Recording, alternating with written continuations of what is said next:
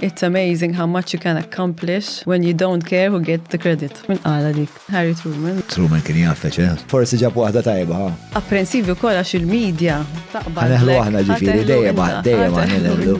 It's a free speech platform. Libera ħat li meta tlajt xrajt l-ek nejka fejn ma xrajt li xej.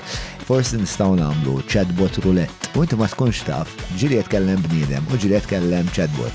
Mela tfej sejbi. It is. Tista' tinterrompini.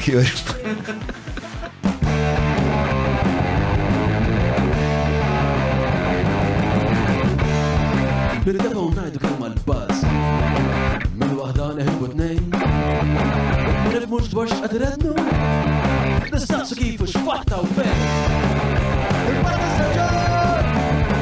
Il-Bala Messaġġar! Mela, tlaqna?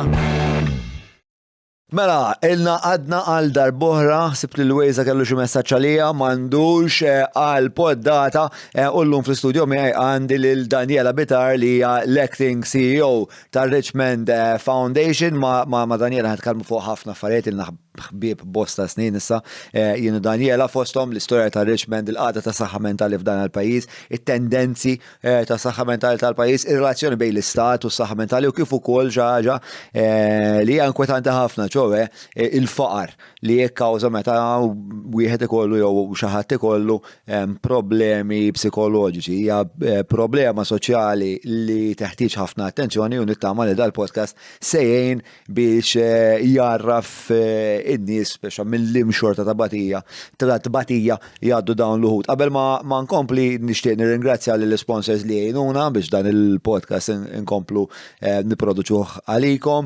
Dawn huma il-Maple li jipprovdulna sardo, il-Browns, l-Apex Media tal-SEO, nirringrazzja l-Kutriko, il-Garmin kif ukoll l-Cabs, il-Vini Capricci ta' Bram li jfornuna bil-Jericho, kif ukoll 9986645 huwa n-numru ta' Derek Meats u Angelo Aquilina li huma ovvjament id-ditta l-aktar renomata fejn jidħol refrigeration ħabib li, refrigeration jek forsi tagħmel xi ħanuċi supermarket, xi grocery, affarijiet ta' dik ix-xorta tirrinkorum kien għajr Angelo Aquilina.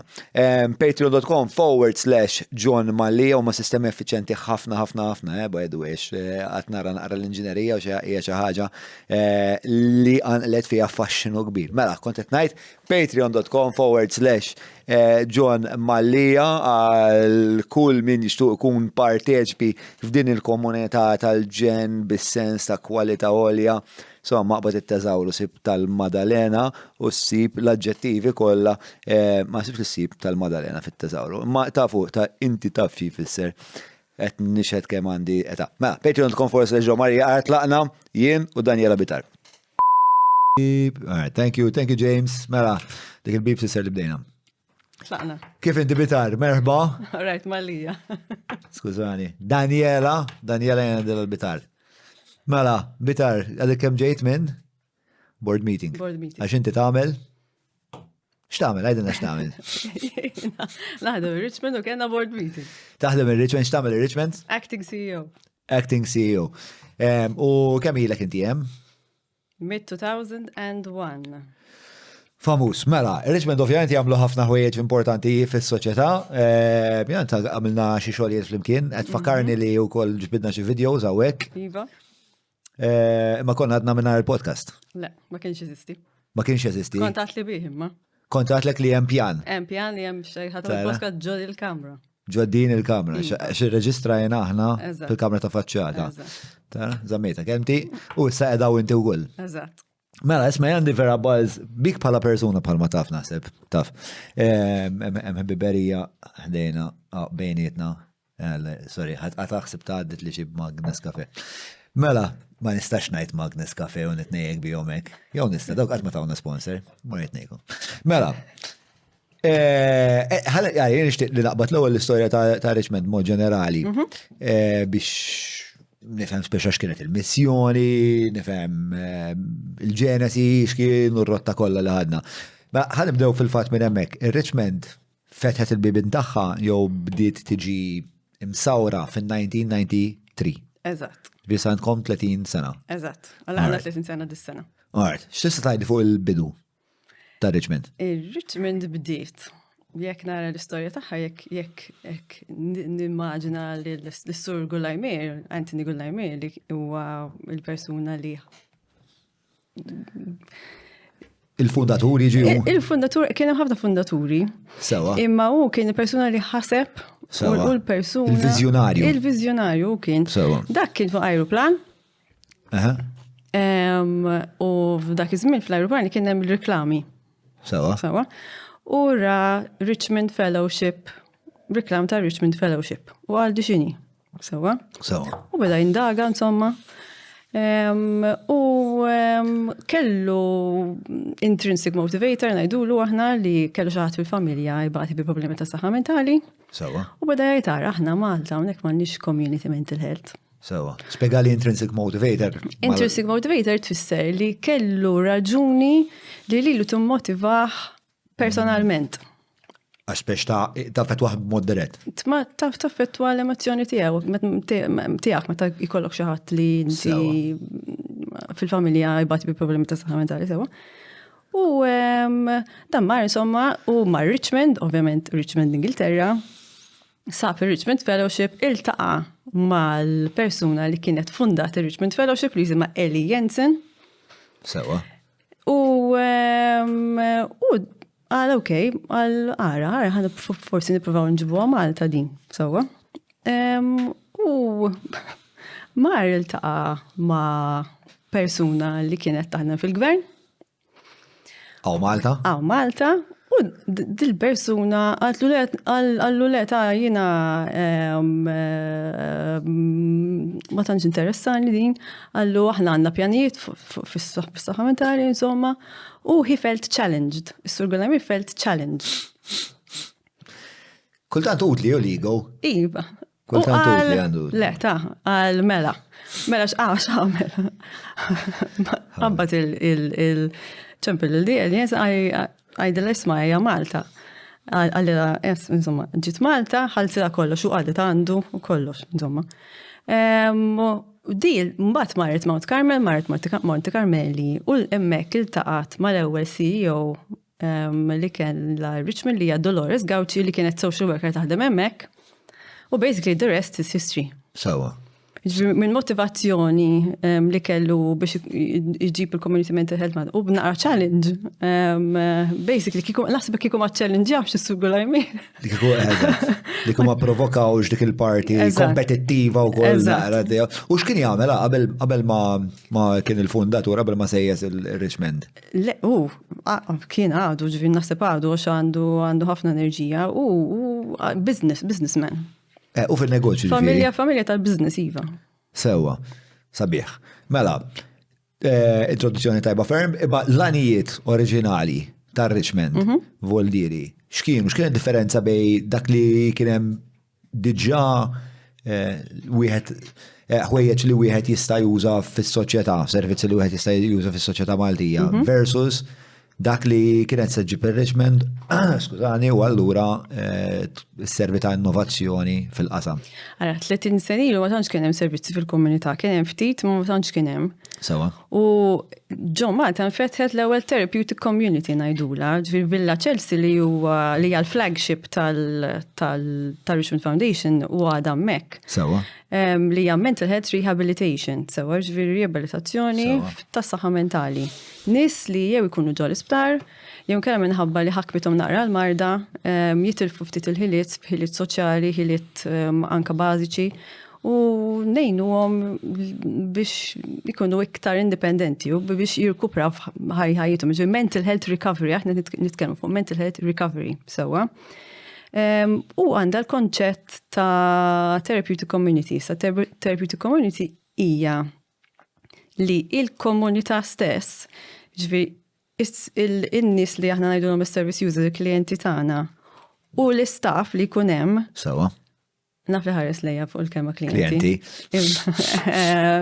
U jaħdmu flimkien biex il-persuna ssir independenti, as independent as possible. Diki, dak u l-konċett tal-community, therapeutic community.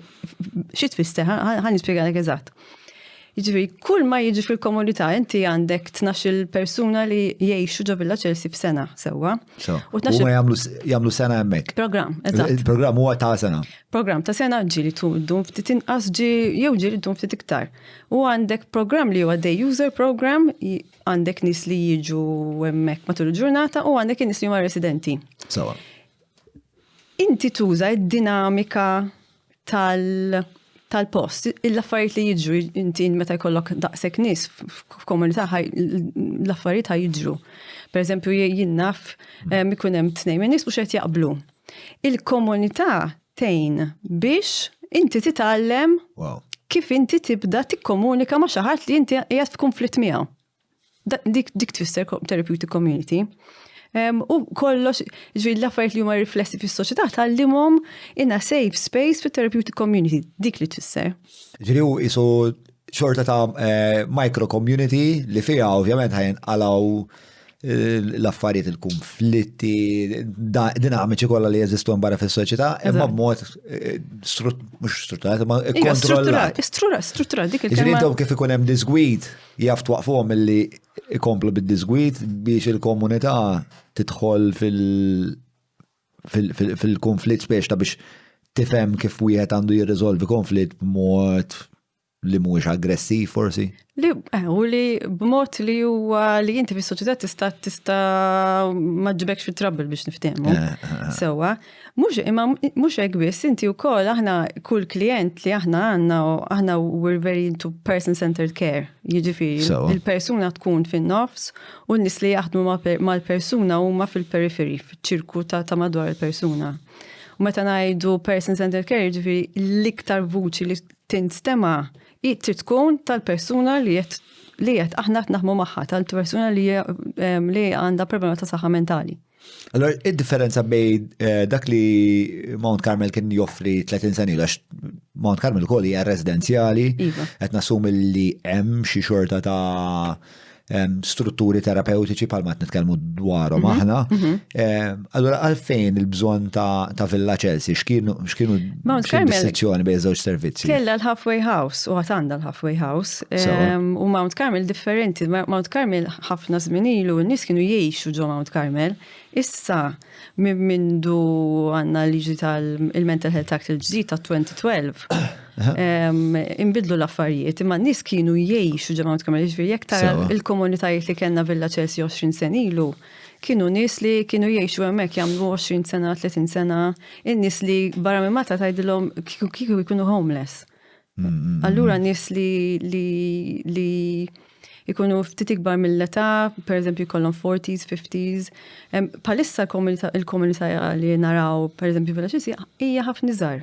Għax in-nies qed joħorġu iktar malajr mill-isptar. Jiġifieri iktar żagħżugħa. Iktar żagħżugħa, iva. Sewwa. Jiġifieri d-differenza hija li waħda hija residenza għal xi wħud kważi permanenti. Le, Mount Carmel huwa sptar, ġifieri jekk jiena ma nħossniex tajba mentalment ħammur Mount Carmel f'sptar u jieħdu ħsiebi jituni kura hemmhekk. Dik id-differenza, Mount Carmel mhix residenza. Sewwa. Sptar. All right. Villa Chelsea u hija program, ġifieri il-lan ta' Villa Chelsea huwa program. Issa qabel kien ikonna ħafna nies li jiġu mill-isptar imorru Villa Chelsea Halfway House isa u mbagħad imorru fil-komunità. Issa nies jiġu minn kull imkien. Imma l-iktar mill-isptar, inti wkoll xi ħaġa li aħna dejjem ġilidna kontrija li hija il-revolving door syndrome. Right. Li xi ħadd jidħol l-isptar. Joħroġ mill-komunità u mbagħad jerġa' jitollok l-isptar. U mbagħad jerġa' joħroġ mill-komunità u jerġa' jitollok l-isptar. Inti xtaqtu li tuħ il-ħiliet biex li darba jerġa' jmur fil-komunità ma tkunx għalfejn jerġa'. Eżatt. Jiġu institutionalized il-nies? Iva, tista' tiġi institutionalized id-dar ma wkoll. Mhux biss ġo istituzzjoni. Inti tista' tiġi institutionalized billi institutionalization hija ġo in an institution by definition, okay? Imma ġieli kollok nies li ma joħorġux minna l-institutionalization. Bad nispjegalek għandna servizz pereżempju tal-assisted living fejn għandna l-hostels li Jiena meta waħda xi ħaġa li dejjem ħassejt u dejjem nġibha f'moħħi kien hemm raġel kellu 59 u ħareġ mill-isptar u beda jgħix magħna f'waħda mill-assisted livings mill-hostels tagħna. Taġi fuqi konna naħdem hemm u qalli nisamur naqqaxar il-leħja jekk jogħġbok.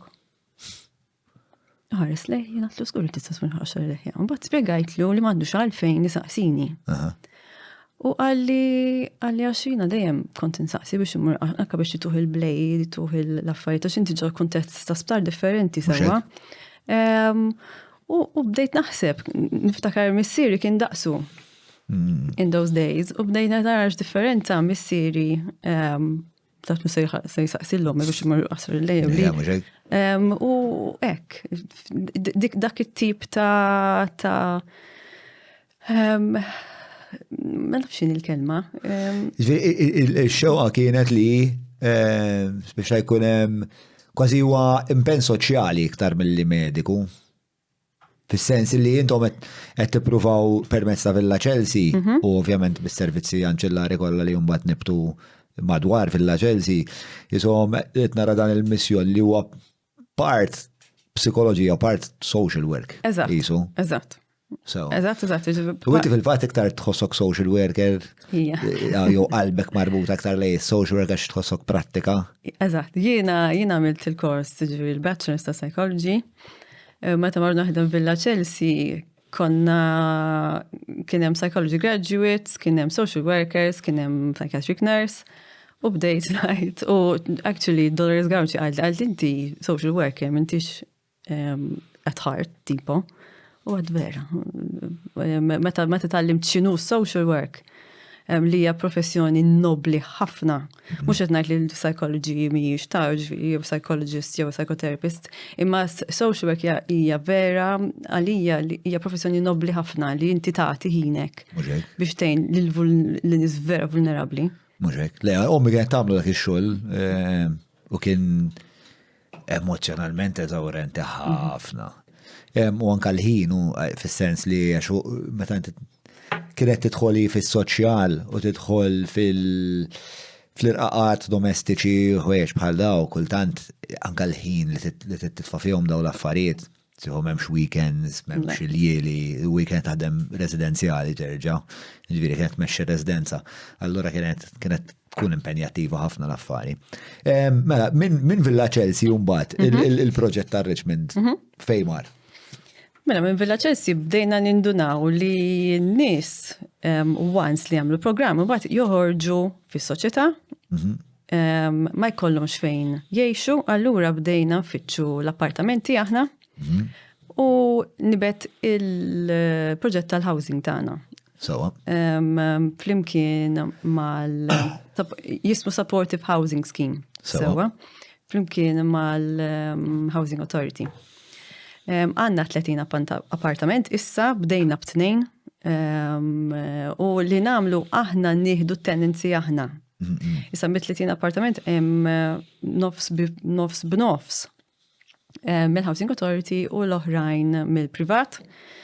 U nieħdu tenancy aħna, ġifieri il-nies li jgħixu hemmhekk iħallsu xi ħaġa minima ħafna.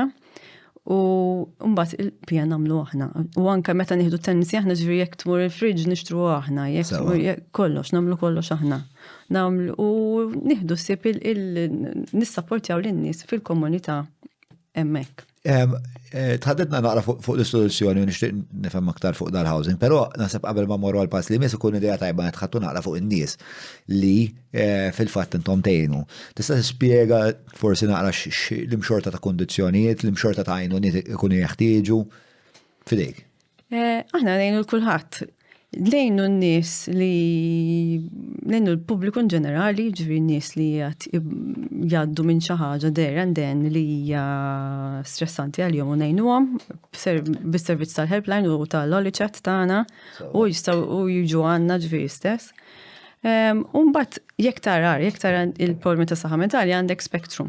Sewa għandek spektrum ta' severità. Tibda minn possible, mild, mbagħad you go to severe mental illness. Sewa. ħafna nies li qegħdin li huma F'daw ir-residenzi, per eżempju. F'daw ir-residenti u li għaddu minn Villa Chelsea kollhom SMI, Severe Mental Illness. Okay. Severe Mental Illness tfisser li il-level of debilitation tal-marda hija għolja ħafna. So, dawk huma n-nies li Debilitation volleri kemm ma tħallikx tiffunzjona. Kemm ma tħallikx tiffunzjona, eżatt. Kemm ma tħallikx tkun indipendenti, kemm ma tħallikx lilek tliet affarijiet. Li inti taħdem, li inti ikollok is-supportive network tiegħek u li inti ikollok ħajja sana fiżikament u mentalment, ġifieri your health, your actual health. All right. Il-relazzjoni tiegħek ma' s-saħħa tiegħek, ma' s-saħħa personali, saħħa fiżika u saħħa mentali. Sewa, mela, hemm dawn it-tliet ħwejġ. U meta jkollok issues ta' severe mental illness, SMI, il-level ta' diffikultà li inti ssib f'dawn it-tliet toqsma ikunu għoljin ħafna. Għoljin ħafna. Fit-tlieta li huma. F'kollox. Fit-tlieta li huma. F'kollox f'ħajtek. Sewa, ġifiri, ekk isir il-somma jekk għandek x'SMI.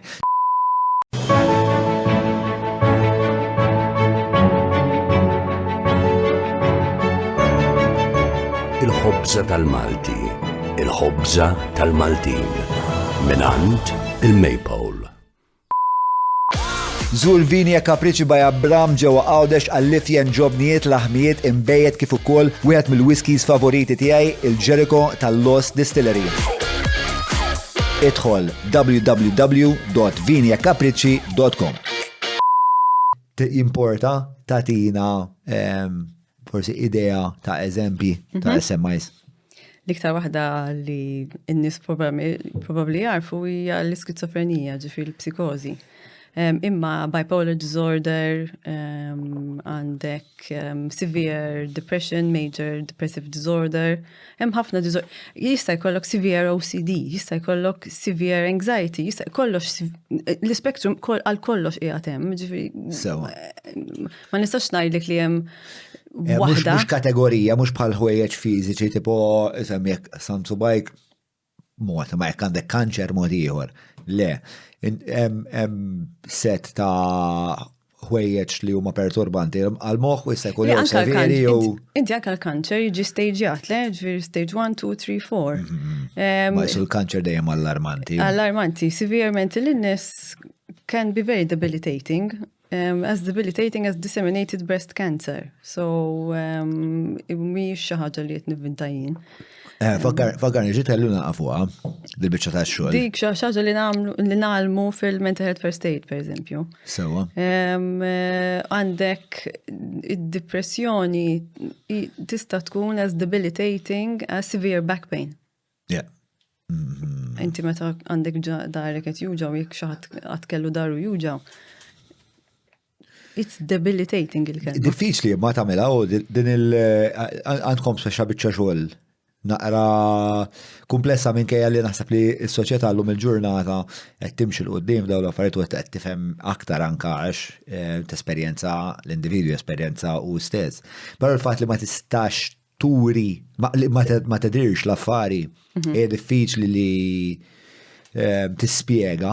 Invisible disabilities l-iktar disabiltajiet li huma hard to deal with. Għan-nies stess, ġviri għan-nies li batu bijom stess, u għanka għan-nies ta' madwarom. Għalek kem ħafna misconceptions, għalek kem ħafna nies li jgħidu l-għu dak għazzin, ma jirċi mis-sodda. Dak mux għazzin, dak marit għandu depressjoni, waħda mis-sintomi hija dik. So. Pero l-affarijiet qiegħda titjib. Bla dubju jiena ħoss li anka llum il-ġurnata anka pereżempju nkun qegħdin il-ġim ġieli poġġejt bil-qiegħda wara xi set jaqsam hekk jpoġġi xi għaddejja u jaqbad jirrakkontali kemm qed ikollu problema bl-ansjetà pereżempju fuq il-post tax-xogħol u anka bejnietna l-irġiel inħoss li sirna ħafna iktar rilassati biex inqerru. Tajjeb, għax l-irġiel l-inqas li jitkellmu, nisa jitkellmu, l-irġiel l-inqas li jitkellmu. Però naħseb li l-kultura bidlet, jew qed tinbidel. Qed tinbidel żgur, iva. Qed tinbidel anke bejnietna, ġifieri tinħass anke nies irġiel ta' ċertu xejra ma jdejqu xedulek isma' ġan Madonna dej minn ħafna innaf ħwejjeġ id-dar li vera qed insibhom diffiċli mhux qed norqod. Ġifieri anke ma nkun nitkellem ma' nies fin-negozju hekk u tarhom li mhux qegħdin sew, pereżempju ta' rajt u jisok jekk issaqsielu b'mod sinċir. Jaf jgħidlek għandna ta' strandi kwestjoni mal-mara pereżempju u jibda u tisqal qas tagħmelna mirroring taf kif. Għandek l-skills imma. Għandek l-skills biex tagħmilha. Biex insaqsi dik il-mistoqsija b'mod li nelliġ ta' tweġiba. Ija. Għax irrid ikollok ftit, bħal kollox fid-dinja, irrid ikollok ftit ħiliet biex inti tgħin il xi ħadd sewwa. Ma nafx kemm jien tajjut għalkemm jiena nħoss li iktar ma titkellem fuq l-affarijiet żgur li aħjar milli ma titkellimx, ħanibdew minn hemm. Żgur li aħjar milli tibqa' isu ballun tal-pinball maqbud fil-kaxxa sejjer jagħti hemm ġurasek. That ricochet can drive a person, to very dangerous places in their Iżda mind. iktar jitkellmu issa, speċjalment għax inti fid-dinja tal-istigma tal-mental illness, hemm isek għandek you have a hierarchy of stigma. Il-depressjoni u l-ansjetà tista' titkellem fuqhom mhux problema. Imma diktar waħda stigmatized hija l-iskizofrenija. L-iktar waħda stigmatized hija dik. U anke għax naħseb li mhux li nifhmuha ħafna l-iskizofrenija. Tipo, l-iskizofrenija aktar ninteraġixxi magħha jiena b'mod figurattiv kważi meta xaħat jgħidlek pereżempju għax dal-pajjiż skizofreniku filli. Imma xi tfisser eżatt? Fis-sens din naf xi tifissru nies meta jgħidu dik il-ħaġa, ġieri filli jrid xi ħaġa filli jrid xi ħaġa oħra li huma fuq in-naħat divergenti tal-poli. Speċa dik naħseb il-popular speech għek fisser naħseb. U ħafna nis jgħidulek ukoll li jħawduha ma xi ħaġa totalment differenti li hija dissociative identity disorder n-nies li jkollhom iktar minn personalità waħda. Dik mhijiex. Ma taqax taħt il-kappa ta' skizofrenija. Tispjega ta' x'in skizofrenija. Mela skizofrenija hija diżordni fejn inti titqata' mir-realtà għax moħħok at that point qed jipproduċi kimika. Bista noqgħod nidħol fil-xajdulu. Fil-biokimika. Issa li jiġri inti kollok, very basically, ikollok the positive symptoms of schizophrenia and the negative symptoms of schizophrenia. Sewa. Il-pozittiv huma l-affarijiet li huma ekstra. Jiġifieri inti tista' tibda tara l-affarijiet. Jew tara xi ħadd, jew tara. Ħwejjeġ li mhux qegħdin hemm. Ħwejjeġ mhux qegħdin hemm. In-nies jgħidulek kważi tista' tmisshom. Issa jekk inti tagħmel scan, jew kellha tisma' l-vuċijiet. Issa l-vuċijiet ma tantx ikunu ħelwin. Jgħidulek affarijiet koroħ. Jistgħu jkunu tnej, jew dejjem mhux dejjem ikunu krudili, ġieli jkunu. Jista' jkollok ukoll tactile hallucinations. Ġieli tħoss Di xi ħadd qed imissek. ċaħta timissek. Those are hallucinations, sewa. Auditory hallucinations or visual hallucinations. Jekk inti tagħmel scan, MRI scan tal-moħħ. Tal-moħħ u xi ħadd qed jara ġifieri qed ikollu hallucination. Fl-MRI jidher il-visual cortex is stimulated. Okay? Issa, għandek ukoll false beliefs. Per eżempju, inti taħseb li xi ħadd tittapjalek it-telefon. Okay, jew kullu ħadd tiħares lejk ħażin, mill-ġaret ta' xi ħaġa fuqek, u kulħadd idur kontrik. Jista' jkun li inti taħseb li you're in touch with a divine being. So that's a false belief. Sewa. U daw kollha jaqgħu taħt l-istess kappa. Daw jaqgħu taħt skizofrenja daw. U skizofrenja u psikozi huma l-istess ħaġa. Psikozi hija waħda mis-sintomi, ġifieri daw kollha sintomi ta' psikozi daw kollha. Sewa. Issa imbagħad għandek, inti you can be psychotic without having schizophrenia, inti tista' pereżempju tpejjeb xi ħaġa u ssir psikotiku. Jew kellha tieħu xi mediċina, ġili kun hemm mediċini. Psychoactive drugs hija? Mhux psycho. Jien naf pereżempju tal-malarja, waħda mis-side effects can induce psychosis. Bixtra. Mux ħaġa per eżempju daw l-SSRIs u l-Ritalin. Le. M'għandix tabiba, ġifieri minn istenni nidħol fil-mertu. Jien dawni ħafna minnhom, sport qatt ma kelli minn daw l-esperjenzi. U mbagħad għandek is-sintomi negattivi li huma something which is missing. Apatija. Daw jistgħu jkunu kollha negattivi għax inti jekk tkunx xettara. Imma le, they are called, clinically they're called negative symptoms li inti tkun very apathetic, li ma tix tqum mis-sodda ma tittamel xejn, li inti għandek xi ħadd qed ikellmek mill-qas tista' tirrispondi bil-emozzjonijiet li aħna ngħidulhom normali sewwa. Those are the negative symptoms of schizophrenia. Ġifieri inti għandek it-tnejn. Imma l-oħrajn mhumiex pożittivi, fis-sens li they're called positive għax they are in extra, they're the plus. Biex niftemu, they're extra, ġvijina mandiġ psychosis. Mux għet nifem għal-fejdulom positive. Positive and negative. Għadni konfuz. The negative is missing. And the positive is you have something extra. Okay, ħaġa mizjuda. Versus apatija naqsitlek l-enerġija, l-abtit għal-ħajja u dal-affarijiet. Positive fil-sens ta' mżida fl-ijiet la' jintunħos, indum biex niħuna, indum biex nistar. Le, naħseb l-spiegazzjoni tija. Le, tajba ħafna kienet. Alright, ġviri u... It is one of the most stigmatized, daw jgħidulu minnis violenti. Issa, the truth is that people who suffer from psychosis are usually victims of crime. Xi 97%, that's the truth. Għalfej taħseb li jgħadaqsek stigmatized l-affari, mela, jena għasab li jem element ta' unpredictableness, impredivibilità, ma nafx eżad. Ma dasab dikija problematika għax nasib il-bniedem vera u għam sawar b'tali mod li iħob jara fil-patterns fil-ħajja, iħob ikun jaf fi xinħaj stembaħ, fejqiet eżat l-izveljarin, fejqiet il-papoġ, biex aħna noperaw għax għanna ħafna strutturi, il-moment li kunem xaġa bħal COVID, kullħat f'daqqa waħda jitlef qisu il-boxla soċjali u individwali tiegħu u fil-fatt intom rajtu impatt kbir fuq is-saħħa mentali tan-nies. U allura naħseb jista' jkun li għalhekk dawn in-nies jiġu qishom imwarba mis-soċjetà għax hemm a level of unpredictability that they can bring to a domestic context or to a workplace. Il-kultura tagħna żviluppat hekk. Inti jekk tara il-shaman jew the shaman in different cultures, people who are in touch with different realities are venerated. Ġvi aħna l-kultura the Western culture żviluppat hekk. Issa So, mux għamlu speċa audit ta' żewġ kulturi għax m'għandniex ħin. Imma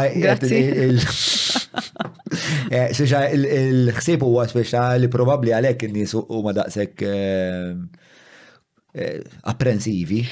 Ara, apprensivi wkoll għax il-medja taqbadlek ħateħlu intom. Naħseb it-tielet podcast defila li jaqlaw il-ċaċċis il-medja, but please go ahead, it's a free speech platform. Għajxal. Għax il-medja ġi li tuppunta subaja lejn il-mart mentali tan-nies. Sawa. Skont taj li fuq il-kriminalità li il-biċċa kbira ta' dawn in-nies fil-verità huma jispiċċaw iġarbu il-kriminalità. Il-vittmi huma. Daw nilmin vera vulnerabli, ili naħdem f'da settur 23 years u l-iktar nies vulnerabli nafu huma dawn.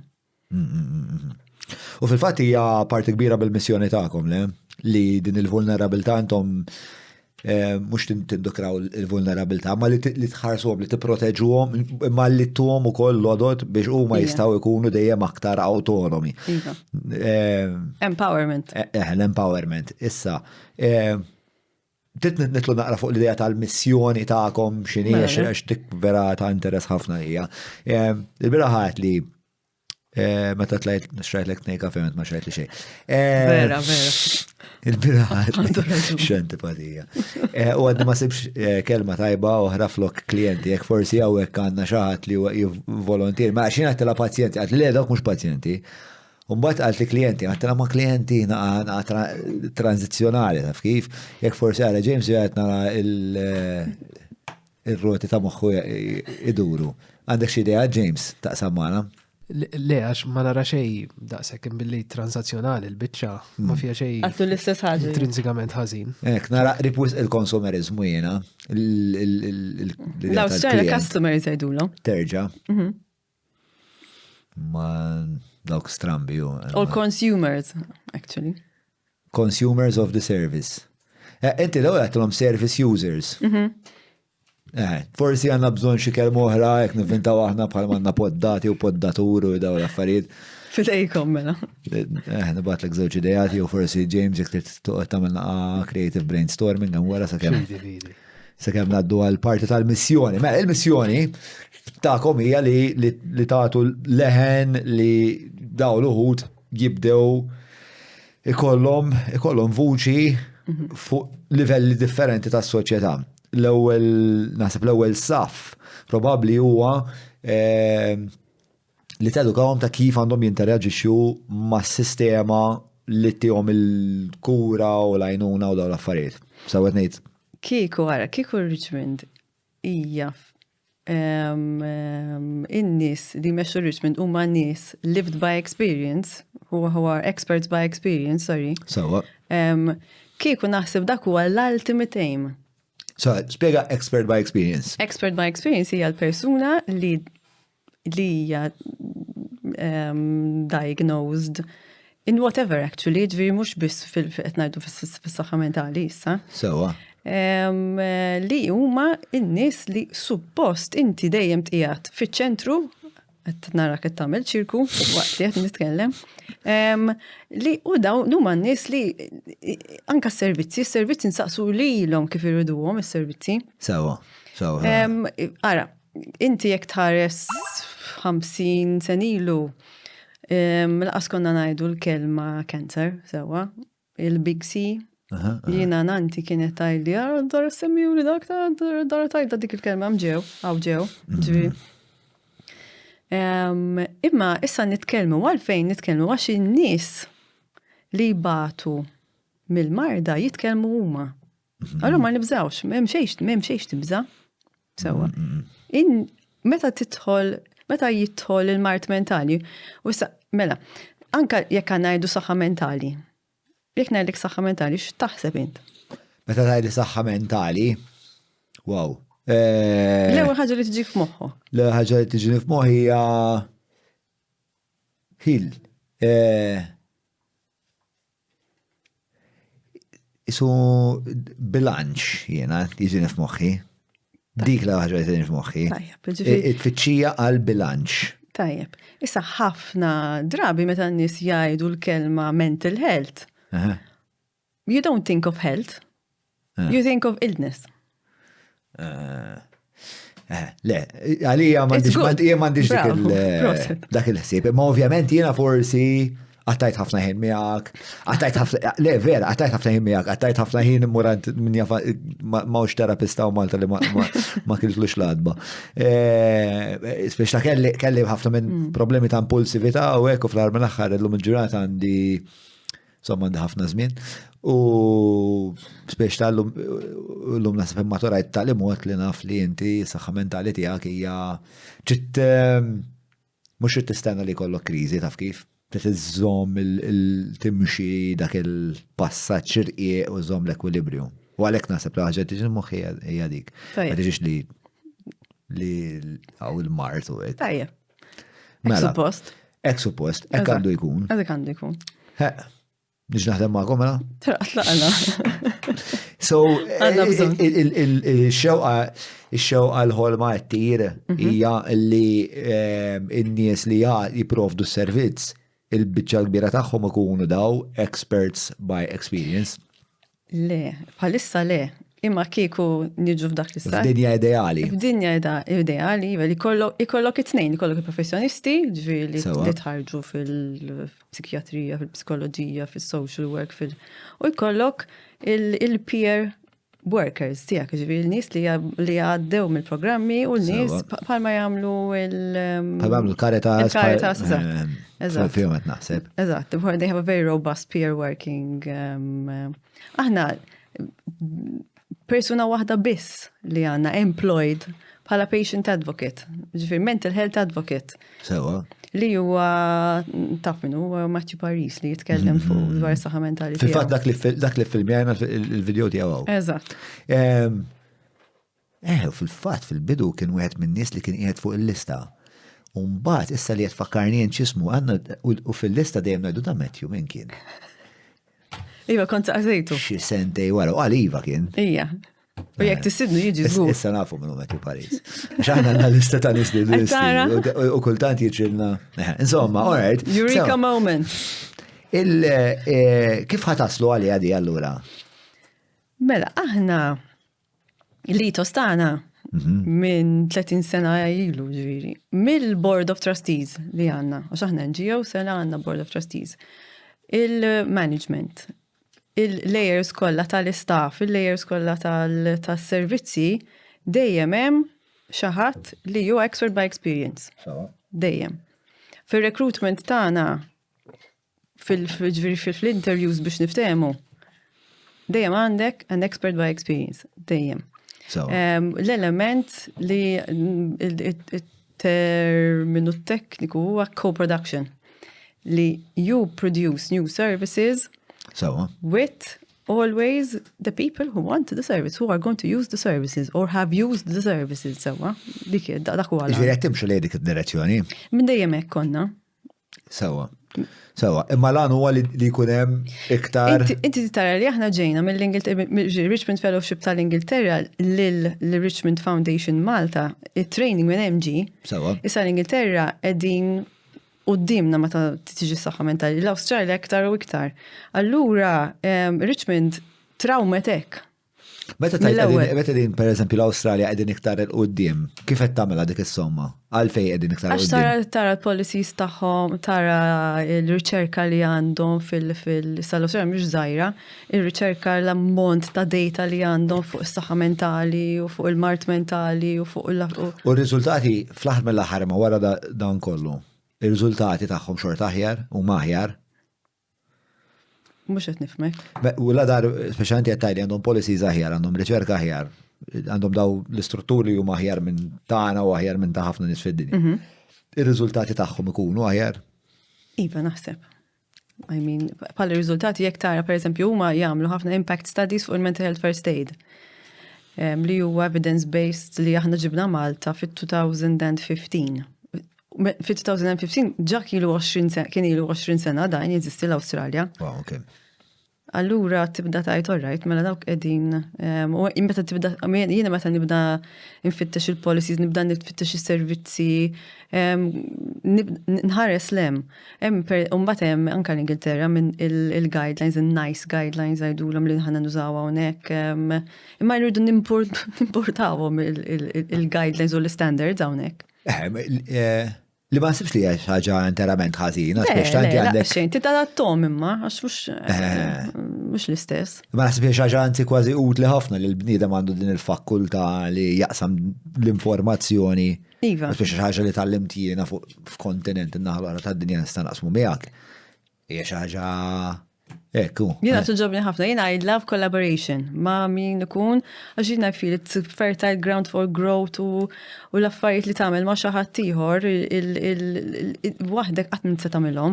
Għandna ħafna silos aħna mal-tim territorjali narhom jiena. Taħseb aħna iktar territorjali minn bnedmin oħrajn, minn komunitajiet oħrajn? Ma nafx, ma jien hekk inħoss. Ma nafx xejn. Mhux qed nikkompara. Jagħmel ħabta noqgħod Londra pereżempju, kont immur daw ir-rebbeti li żwek, jiġifieri kien ikollok ġo Londra stess. X'kont tagħmel? Jien kont noqgħod Londra. Kont immur daw ir-rebbetils. Rap battles, sa fimti. Taf li huma. Rap battles, rap.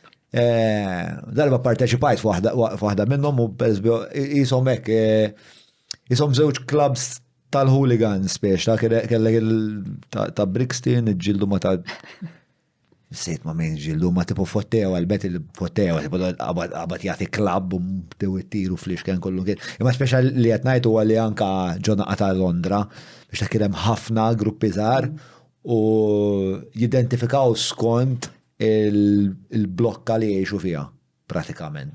Jinasab li l-bniedem sfortunatament tribalista territoriali. And I'm a firm believer li it's amazing how much you can accomplish when you don't care who gets the credit. Naħseb minn qala dik. Harry Truman, minn ixċerta. Truman kien jaffeċ, Imma għaba tajb. Forsi ġab waħda tajba, ha. Ma naħsebu, minn ixċerta. Inta fa l-istoria ta' Truman għalfej. Truman vera karattru affaxxinanti u Truman huwa il-President Amerikan li fl-aħħar iddetona il-żewġ bombi atomiċi fuq Nagasaki u Hiroshima. Ma hemm ktieb li kitbu Oliver Stone u xi biografu ieħor. Ma l-ewwel ħanaraw jekk għandek xaġun. Ija, u Harry Truman għal, it is amazing what you can accomplish if you do not care who gets the credit. Dik baqat li f'moħħi. Very appropriate for the guy who decided I'm going to drop the bomb. Let's not talk about the bomb, but that makes sense, yes. When you talk about territorialism u silos u fragmentation u hekk, mhux laqwa li wasalna. Li wasalna. Le naqbel assolutament. Jiena wkoll ta' natura bnedem kollaborattiv ħafna u nemmen ħafna fil-poter li kultant hija diffiċli li ħadd ieħor jifhem meta jkun qed jaħdem miegħek li l-proġett jiġi l-ewwel, li dak li qed nagħmlu jiġi l-ewwel.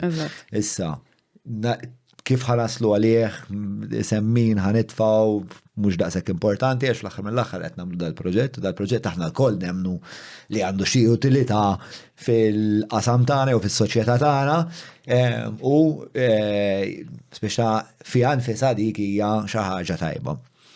In-nies ħanajlek in-nies li jaħdmu Richmond għandhom dik il-mentalità. Għandek nies li ilhom 15-il sena, 13-il sena, 10 snin. U ma nis vera dedikati u vera għandhom għan fil-moħħom hekk u f'qalbhom għandhom għan. U dik vera xi ħaġa sabiħa jiena u xi ħaġa li ħasib li żammitni hemm. L-ewwel l-qatt ma għandek ġurnata bħal l-oħra. Qatt ma kelli ġurnata bħal l-oħra jien qatt.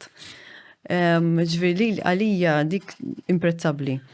U il-sens ta' komunità li aħna qegħdin għalhem għal għan wieħed.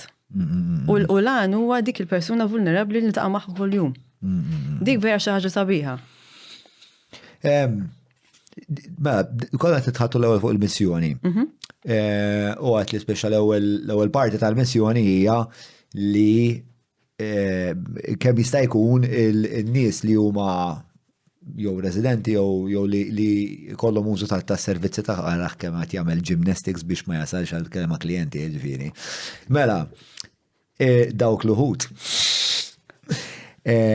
ikunu experts by experience. Nistgħu saqsu lilu. Nistgħu nagħdu poll. Tassew, nistgħu nagħdu poll. Forsi joħorġu b'xi kelma vera cool.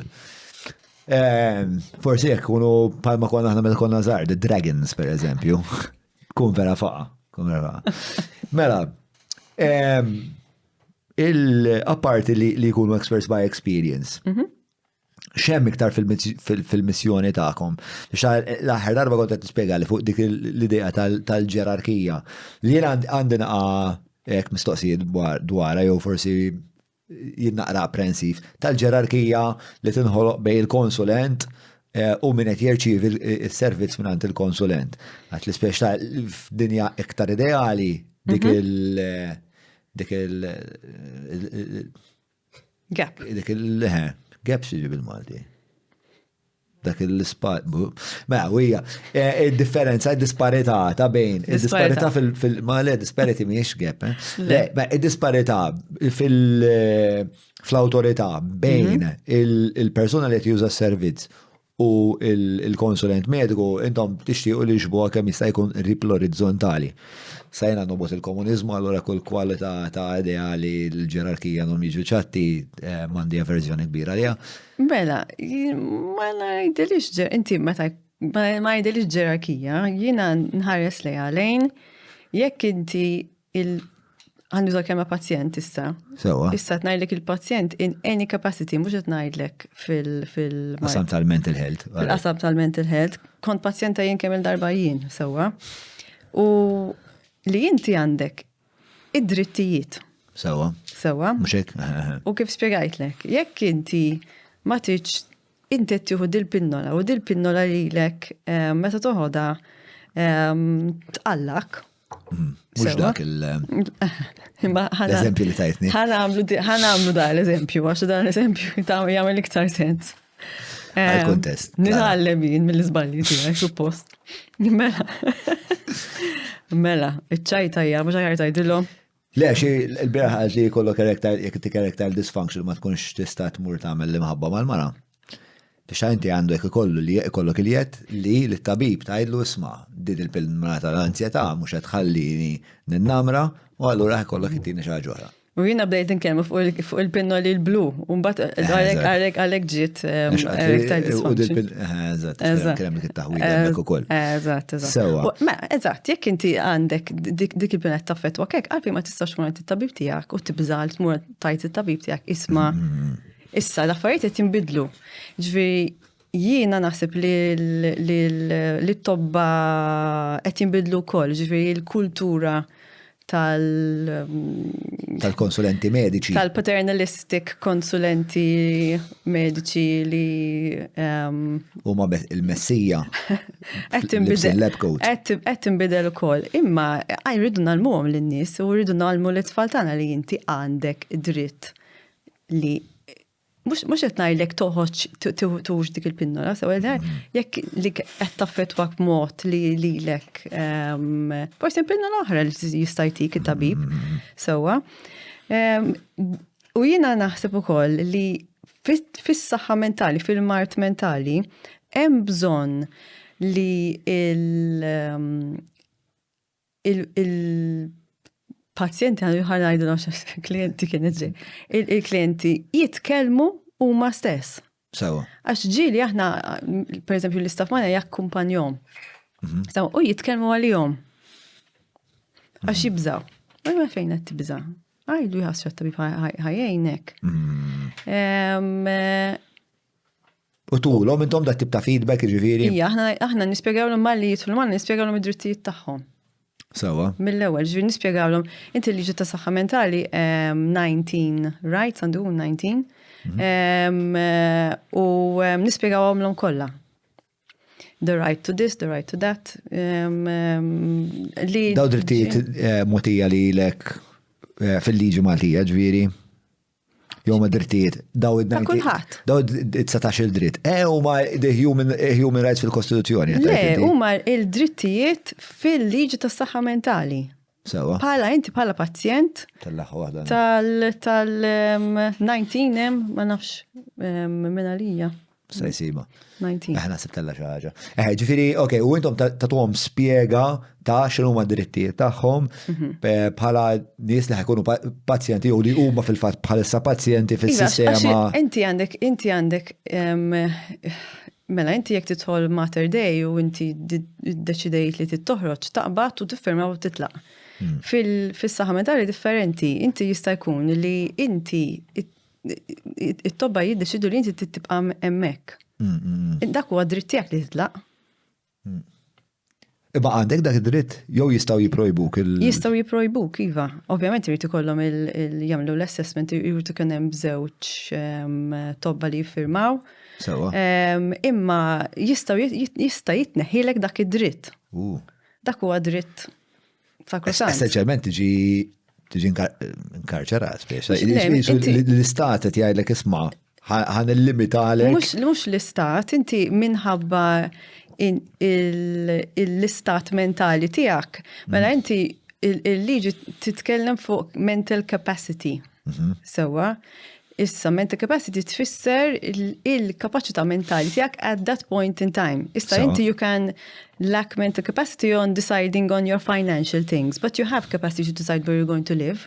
So, Ġviri, mental capacity mhix blanket statement, imma jista' jkun at one point in time inti kollok bżonn il-kura u għal ġid tiegħek titibqa' l-isptar anke jekk titlaq. Għalhekk ftit differenti milli inti tkun fil-ħabs jew xi ħaġa. Le, m'intix il-ħabs. Dak id-tip. Le, ovvjament differenti ħafna mill-ħabs. Imma xorta dak id-dritt ittieħidlek at one point in time u għandek is-sijat fejn inti tista' tappella pereżempju, dawk huma drittijiet tiegħek fil-liġi tas-saħħa mentali, fil-Mental Health Act. U inti tarfuhom il-klijenti tagħkom li jisma' inti tista' tappella id-deċiżjoni ta' l-istituzzjoni li inti qiegħed fiha li ddeċidiet li jisma' qed illimita għalek il-ħelsien tiegħek jew id-dritt li inti tista' tmur u tkompli mal-pija tal-komunità. Ħantik eżempju fejn l-Ingilterra pereżempju qegħdin ħafna l-qoddim iktar minna. L-Ingilterra għandek patient advocates, okay? Jiġri n-nies li huma jitħallsu mill-istat li dawn inti malli titħol l-isptar u jżommuk l-isptar, you are given a patient advocate who will explain to you x'inhu jiġri. U għalfejn qed iżommuk u għalfejn hawnhekk m'għandniex. Hawnhekk m'għandniex dik il-faċilità. Il-liġi tagħna tgħidlek you can appoint a responsible carer. Okay? U l-responsible carer ma mhux bil-fors il-next of kin tiegħek. Tista' tażel int min ikun. Tista' tażel int. Dik hija tajba ħafna. Għax inti jista' jkun li next of kin tiegħek mhux l-iktar nies qrib tiegħek u l-iktar nies li jafuk u forsi huma nies li. U bagħad hemm proċess legali biex tinaraf bħala persuna li xsejjaħtlu responsible carer. Biex tinaraf bħala responsible carer, hemm proċedura li tmur l-qorti. Hemm formula tittimla mal-klient u l-psikjatra jkun jaf min hu il-responsible carer u jkun jaf il-kummissjoni tkun taf ukoll. U l-irwol x'involvi? Li inti at the point in time fejn il-persuna ġiet ċertifikata li that person lacks mental capacity, tista' tgħinha tieħu d-deċiżjonijiet inti. Sawa. U dawn huwa parti minn dawn it-19 il-dritt li inti semmejt li qegħdin. 19 x'issa. 19 u kellek raġun u ħantellaw ħolqa biex dak li jkun qed jaċċesshom bil-kwit. Eżatt.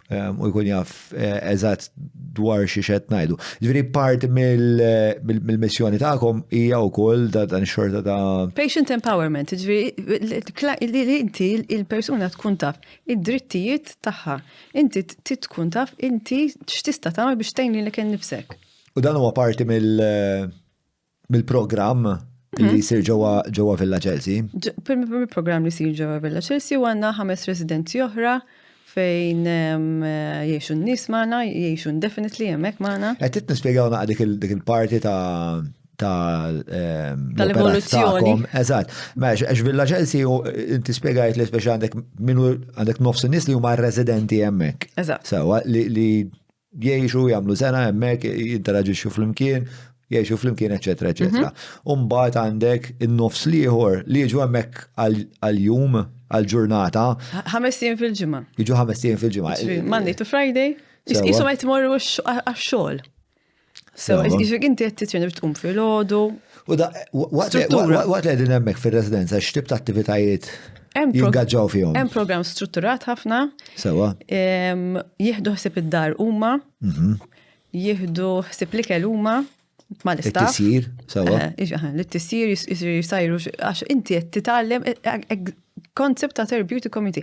Inti kollox li tagħmel fid-dar ħatużah biex titgħallem. Sewwa. Ġifieri jekk inti tibda minn tagħmel biċċa toast, sew hekk qatt ma sajjart. Meta bdejt naħdem hemm jien. Kelli nagħmel kuskusu. Ma konx taf kif nagħmlu, kelli 22. ċempiltilhom internet ma kienx hemm. ċempiltilhom kif tagħmlu l-kuskusu. U spjegat li x'kelli nitgħallem biex nagħlem il xi ħadd ieħor. Issa naf nagħmlu. Imma jiddeċidu huma x'se jieklu, jiddeċidu il-rosters tat-tindif, il-rosters tal-programm jiddeċidu huma mal-istaff dejjem. Għalek ngħidlek. Kif taħdem li jkollkom xi xorta ta' meetings fil-ġimgħa fejn jiġu diskussi daw l-affarijiet? Community meetings. X'inhu l-iktar biċċa faċendi li jobodu jagħmlu? It-taraċ? Naħseb it-taraċ u l-kċina. Għet nistaqsik għaxina kont naħdem care worker. Kont naħdem care worker ma l-immigranti ma dar ta' fuq il-ġananti daw. Daġġaw kolla dar il-lidna, dar il-qawsalla. Ma nafx li. Dar insomma, waħda minnhom. U l-istess ġifiri, li aħna kellna loki jem fil-iħ tal-kurutur, ma nafx kien mattu, għanna kienu jgħamlu fih dal-lok. Tipo il-pija tad-dar, pupilla. Ma kienu kunem loki dejjem mandra. Ma nafx għalfej. U mbagħad darba fil-ġimgħa kull nar ta' ġimgħa ġlida talla ta' minn ħajaħsel dan it-toilet insomma. Ma nafx għalfej. Dan it-toilet kien verament misteru. Il-toilet, naħseb it-tara xik l-ktar intipatku. Ma nafx kemm darba naddaf ta' ġivi Villa Chelsea biex tgħallem ixat tanta fint. Kif jaħdmu daw il-meetings, speċa dan il-kunem jisom negozjati li jien nixtieq nagħmel hekk, imma inti trid tagħmilha, imma rridlek inti tagħmilha dik, irid nagħmilha jien. Imma titgħallem kif inti mela inti jekk inti dil-ġimgħa għamilt fil-kċina, aħjar nagħmilha jien, għax jrid nitgħallem nagħmilha kċina, allura l-istaff jgħinhom biex jaqsmu x-xogħol u anke bħala tisir ikun hemm ħafna mela jiena ma ir-rost il-form ma jogħġobnix. Allura tsir tinnegozja inti il-menju tal-ġimgħa sħiħa. Interessanti għax stra. Anka mbagħad biex titgħallem biex tagħmel il-shopping list. Allura nagħlmuhom imorru għand il-grocer, x'għandhom bżonn jixtru, il-qpija li inti il-persuna tik il-qpija tajba, kollox. Blan illi eventwalment Imorru jgħixu waħedhom. Issa, spjegat li wkoll li hemm żewġ modijiet li wieħed jista' jibda jmur jgħix waħdu la darba jkun qiegħed jieħu lajnuna minn għandkom li jsir jew totalment indipendenti u jgħix fil-komunità f'wieħed minn daw l-appartamenti li spjegat li għandek l-ewwel għandha il-fondazzjoni. U l-oħra hija li jista' jkun imorru jgħixu f'sitwazzjoni fejn jkollhom jidri li care workers. Issa, l-evoluzzjoni ta' servizzija din mela bdejna bl-appartamenti. Sawa. Tista' tmur tgħix id-dar tiegħek stess jekk għandek id-dar tiegħek stess. Jew inkella tmur terġa' tgħix għand il-ġenituri. Imma ma bdejna nindunaw li hemm nies li anke jekk imorru fl-appartamenti xorta jerġgħu jispiċċaw l-isptar. U bdejna nindunaw li mhux tort tagħhom għax dawn ma jistgħux jieħdu ħsieb li nfushom kompletament. Sewwa. Allura bdejna ma' Mount Carmel stess. U ma' Surriti Bniedem mal-NGO oħra li taħdem fil-qasam. Ftaħna fit-2006 ftaħna l-ewwel hostel tagħna. Naħna ngħidu l-hostel it's assisted living sewwa. Fejn għandek tim ta' staff li jgħix miegħek. Basically. U inti tista' tgħix hemm, ġifieri etajiet għandna minn 18 sa 85. Sewa. Sa kemm tiflaħ u inti tista' tieħu ħsieb li kien nifsek, għax imbagħad meta tikber ftit l-età jista' jkun li jkun hemm jitlu l-problemi fiżiċi tal-anzjanità. U dik mhux xi ħaġa li nagħmlu aħna. Imma xorta tibqa' hemmhekk, ġifieri kien hemm persuna naħseb ta' 86. Tela, kien min jiġri mamma taħja aktar minni, Alla jbirku. Ġviri l-għan huwa li la darba daw imorru joqogħdu f'daw l-appartamenti li joqogħdu permanentament ġu daw l-appartamenti u anka fil-hostels. Issa, li nippruvaw nagħmlu meta jidħlu fl-assisted living, inti jista' jkun li Villa Chelsea sena kienet qasira wisq. Sewa. Ġifieri jista' jkollok nies li wara 6 snin u mbagħad jimorru f'appartament. Fimt?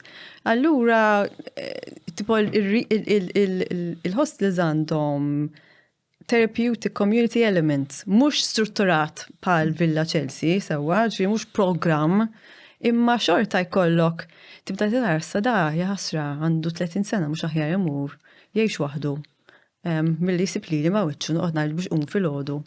U hekk ta' u hekk tiġri.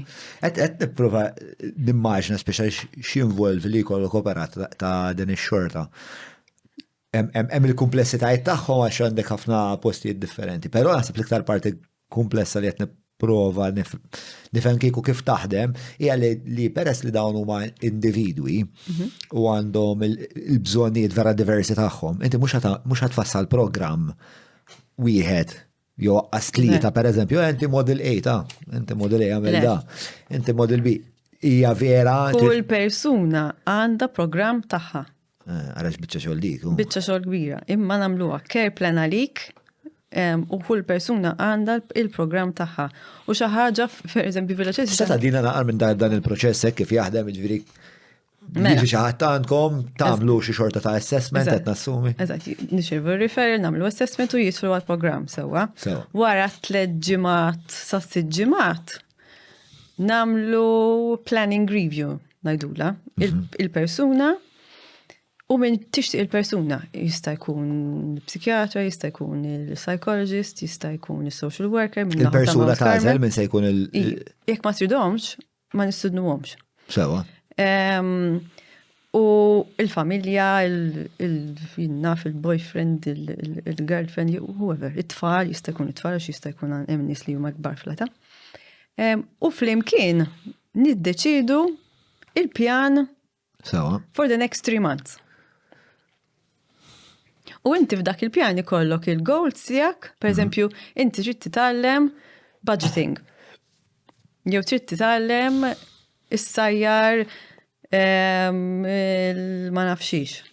Sewwa, u tibda bil-mod kull 3 xhur. Imbagħad wara 3 xhur tagħmel case review oħra. Għajr daw il-ħwejjeġ prattiċi u importanti biex inti tiffunzjona soċjalment. Hemm xi parti mill-programm ukoll li jingaġġa mal-problema nfisha. Issa, inti l-ewwel 3 xhur tibda bil-mod. Sewwa, ġifieri waħda mill-affarijiet li aħna nagħmluk fuq is-saħħa mentali tiegħek.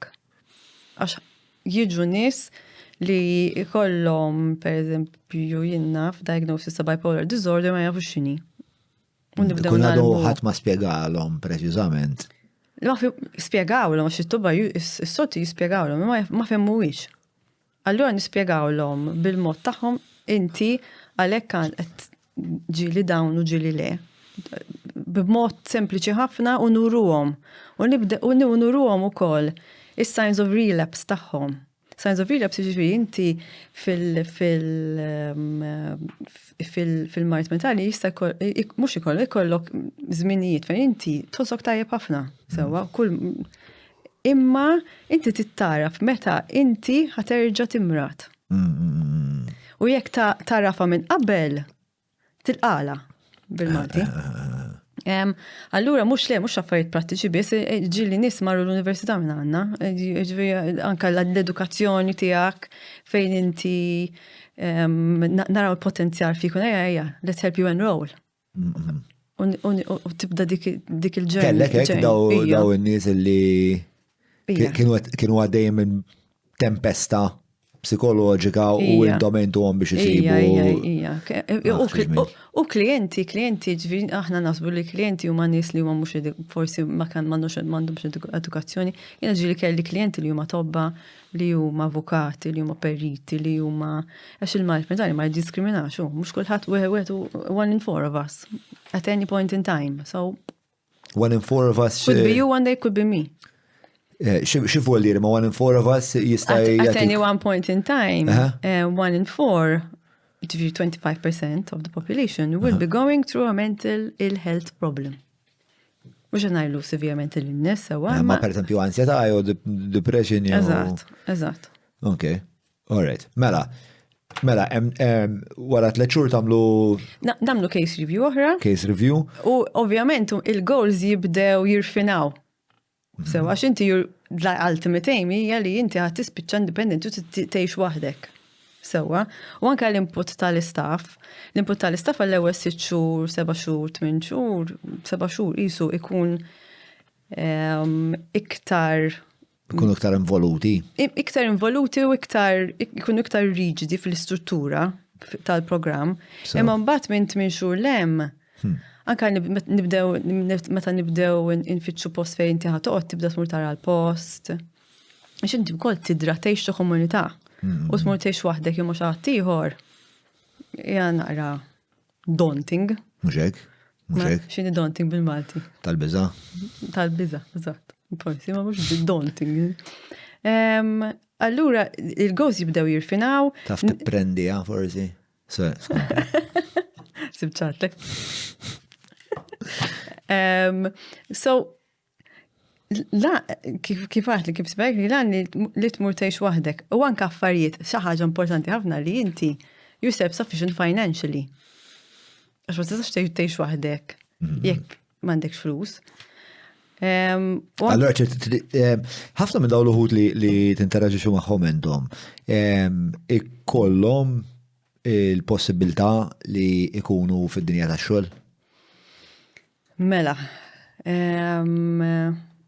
ħafna nies li għandhom severe mental illness ma jaħdmux.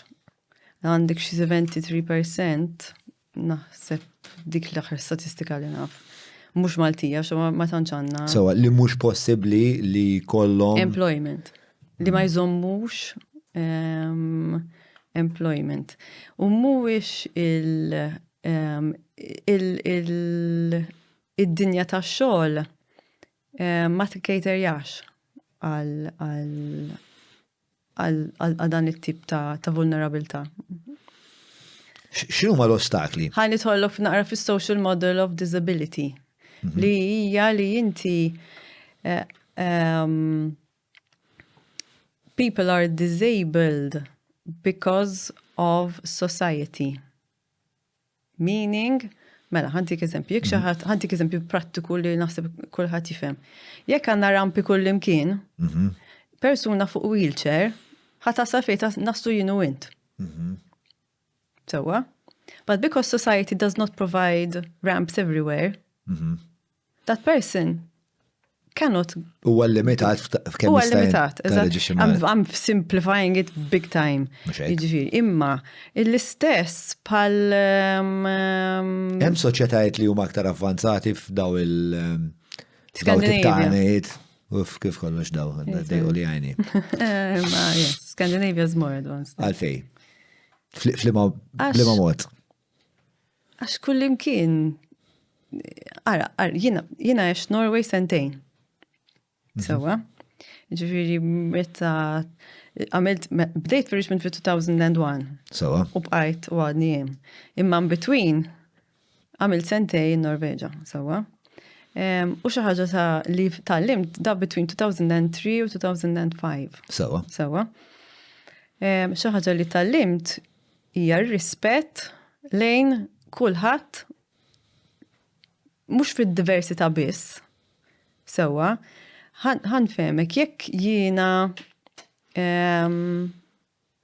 avukat. Sewwa, u inti ma nafx.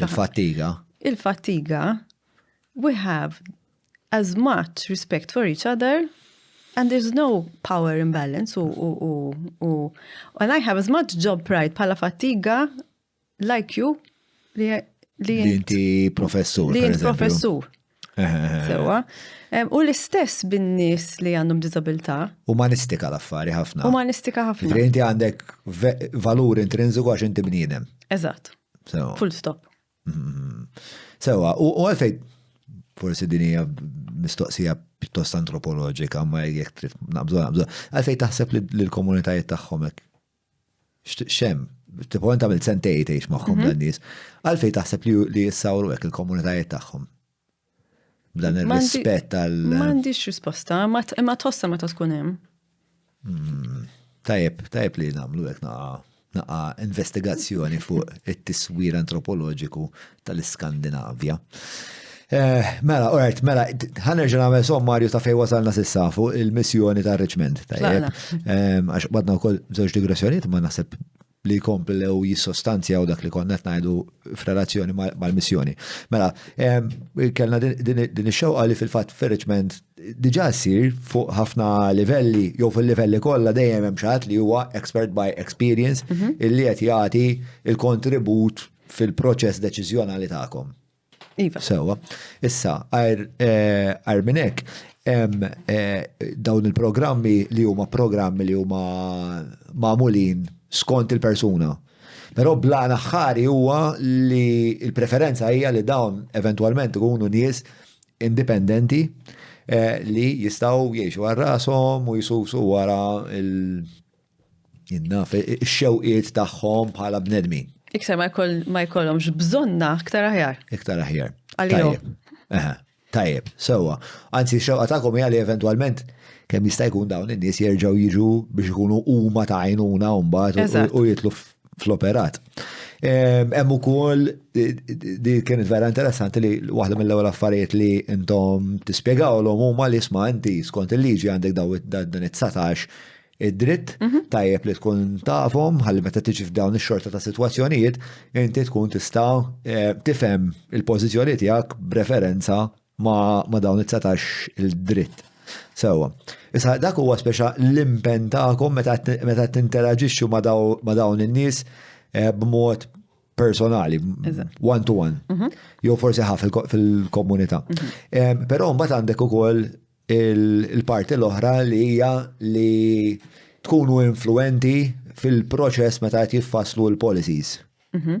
Sewa.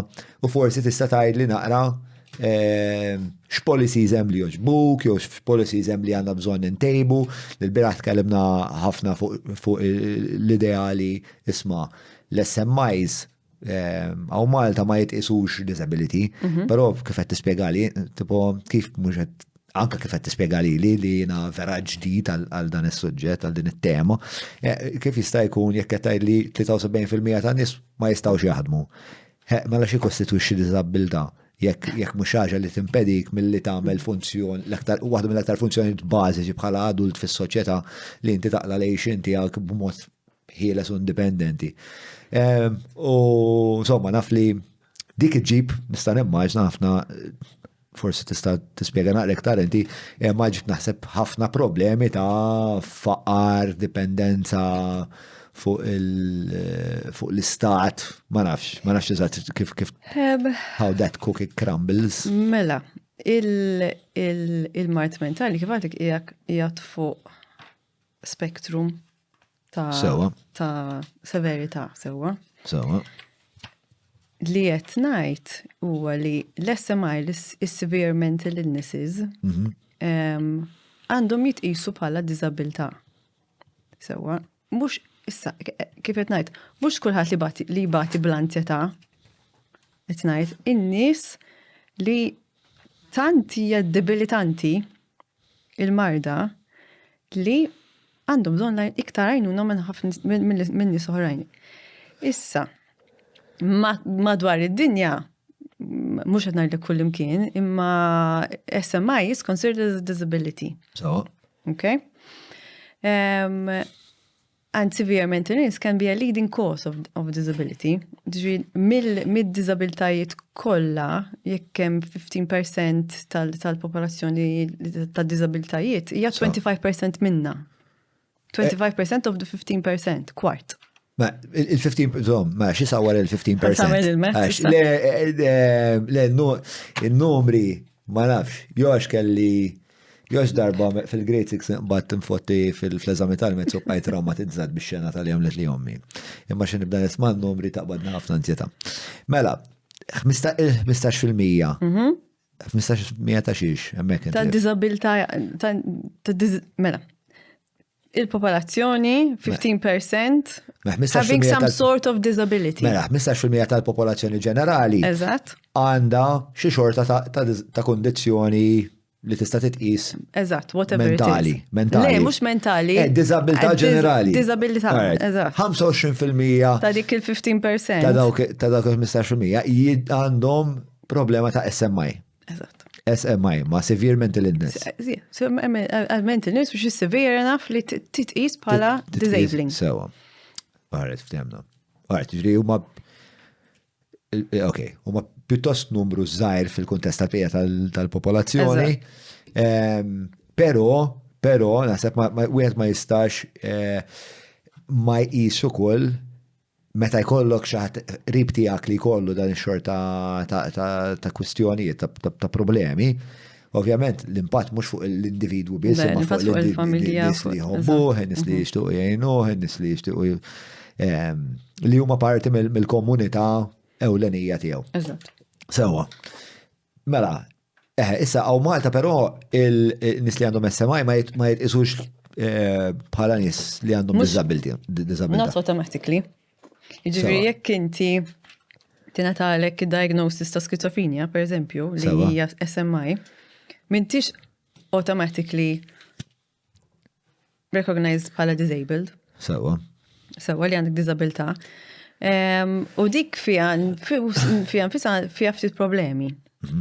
Issa jiena l-bieraħ spjegajtlek il-problem finanzjarji.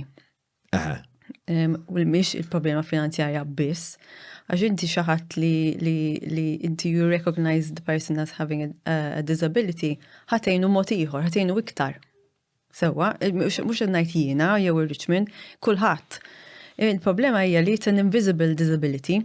Invisible disabilities are hard to recognize in ġenerali.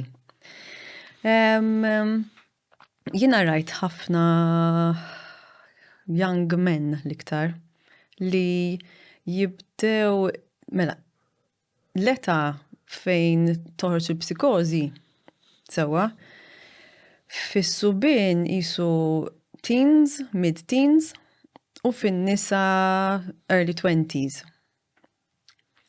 U fl-età fejn joħroġ il-mart mentali in ġenerali.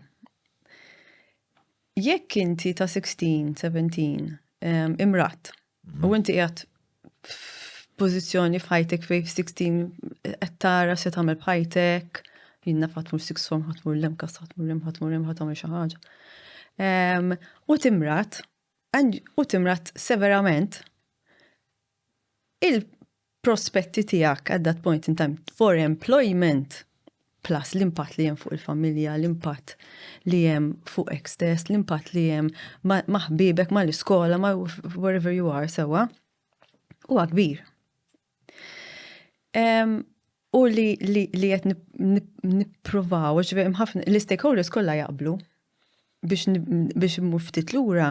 L-stakeholders fil-2020 iffirmajna joint declaration kollha kemm aħna li aħna naqblu li severament l-nies should be considered a disability and we wanted to take it forward. Mbagħad faqat il-pandemija għax dak kien frar ta' 2020. Faqat il-pandemija u ovvjament waqafna. Jiena r-riċerka tiegħi li għamilt is-sena l-oħra kienet fuq għalfejn waqafna. U tlaqt mill-punto di partenza li l-stakeholders jaqblu. Meta l-stakeholders jiġifieri qed ngħidlek il-Kummissjoni tal-Mental Health għax the Commission spearheaded this. Da bħala parti mit-teżi tiegħek ir-riċerka kienet? U għatma aħna fejn waqafna, għalfejn jekk anke l-mental health strategy tgħidlek li mental illness is one of the leading causes of disability.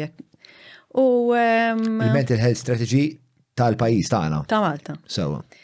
U basically kien hemm waħda mill-findings tiegħi, il-finding tiegħi kienet li m'hemmx riċerka. Aħna numri, ma nistawx, we can't inform policy on the prevalence, kemm hemm numri ta' nies li kieku jaqgħu taħt din il-kategorija, sewwa.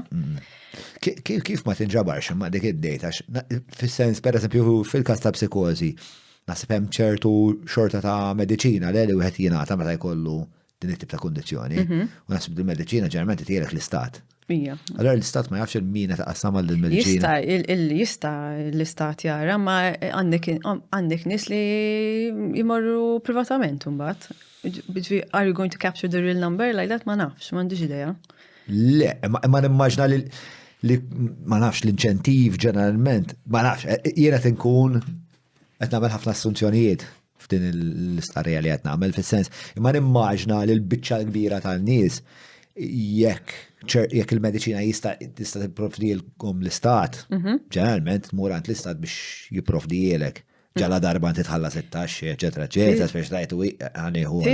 Tista tagħmel jinnaf triangulation of data u tsib kif nies li imma inti għandek ħanfehmek, again, jiminix tabiba, imma ġieli il-psikjatra jew it-tobba ituk pinnola għas-secondary effect tagħha. Per eżempju, hemm pinnola partikolari li tu għall-ansjetà, imma l-primary use tagħha hija antihistamine. I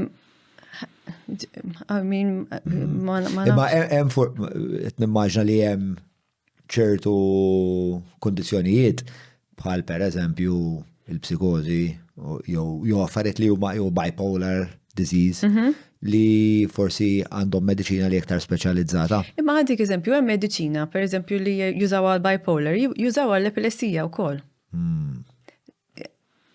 Fimt? I mean, ma nafx kif.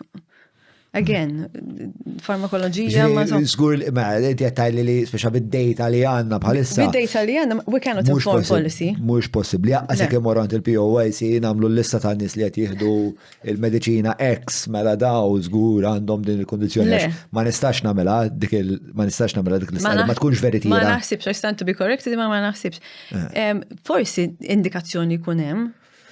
Imma ma nafx, imma li kontet ngħid qabel hija li iltqajt ma' ġifieri young men 16, 17, 18 li dawn mardu il-familja tagħhom ma kinux jafu li dal-persuna marat.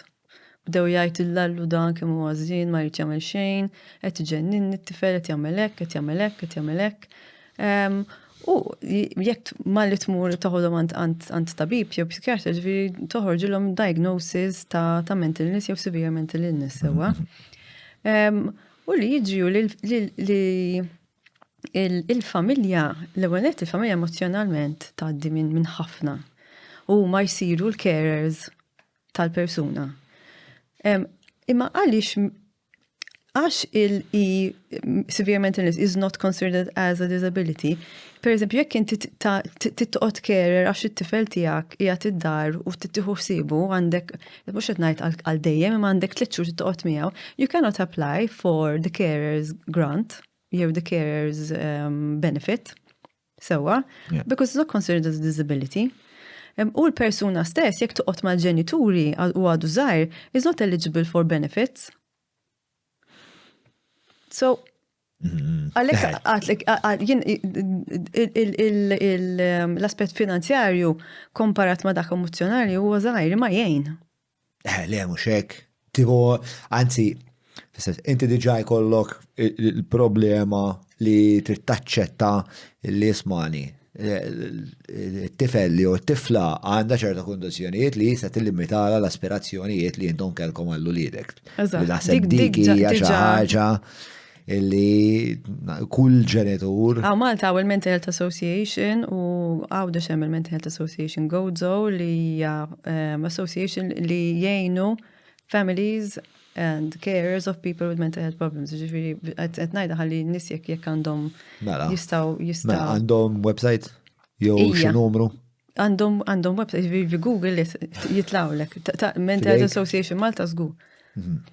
Għalli biex għandek dak il-parti tal-proċess li inti taċċetta li jisma ħajtu li jedek ħajkunu differenti minn dak li forsi inti ħsib u li taċċetta dik hija diġà diffikultuża ħafna.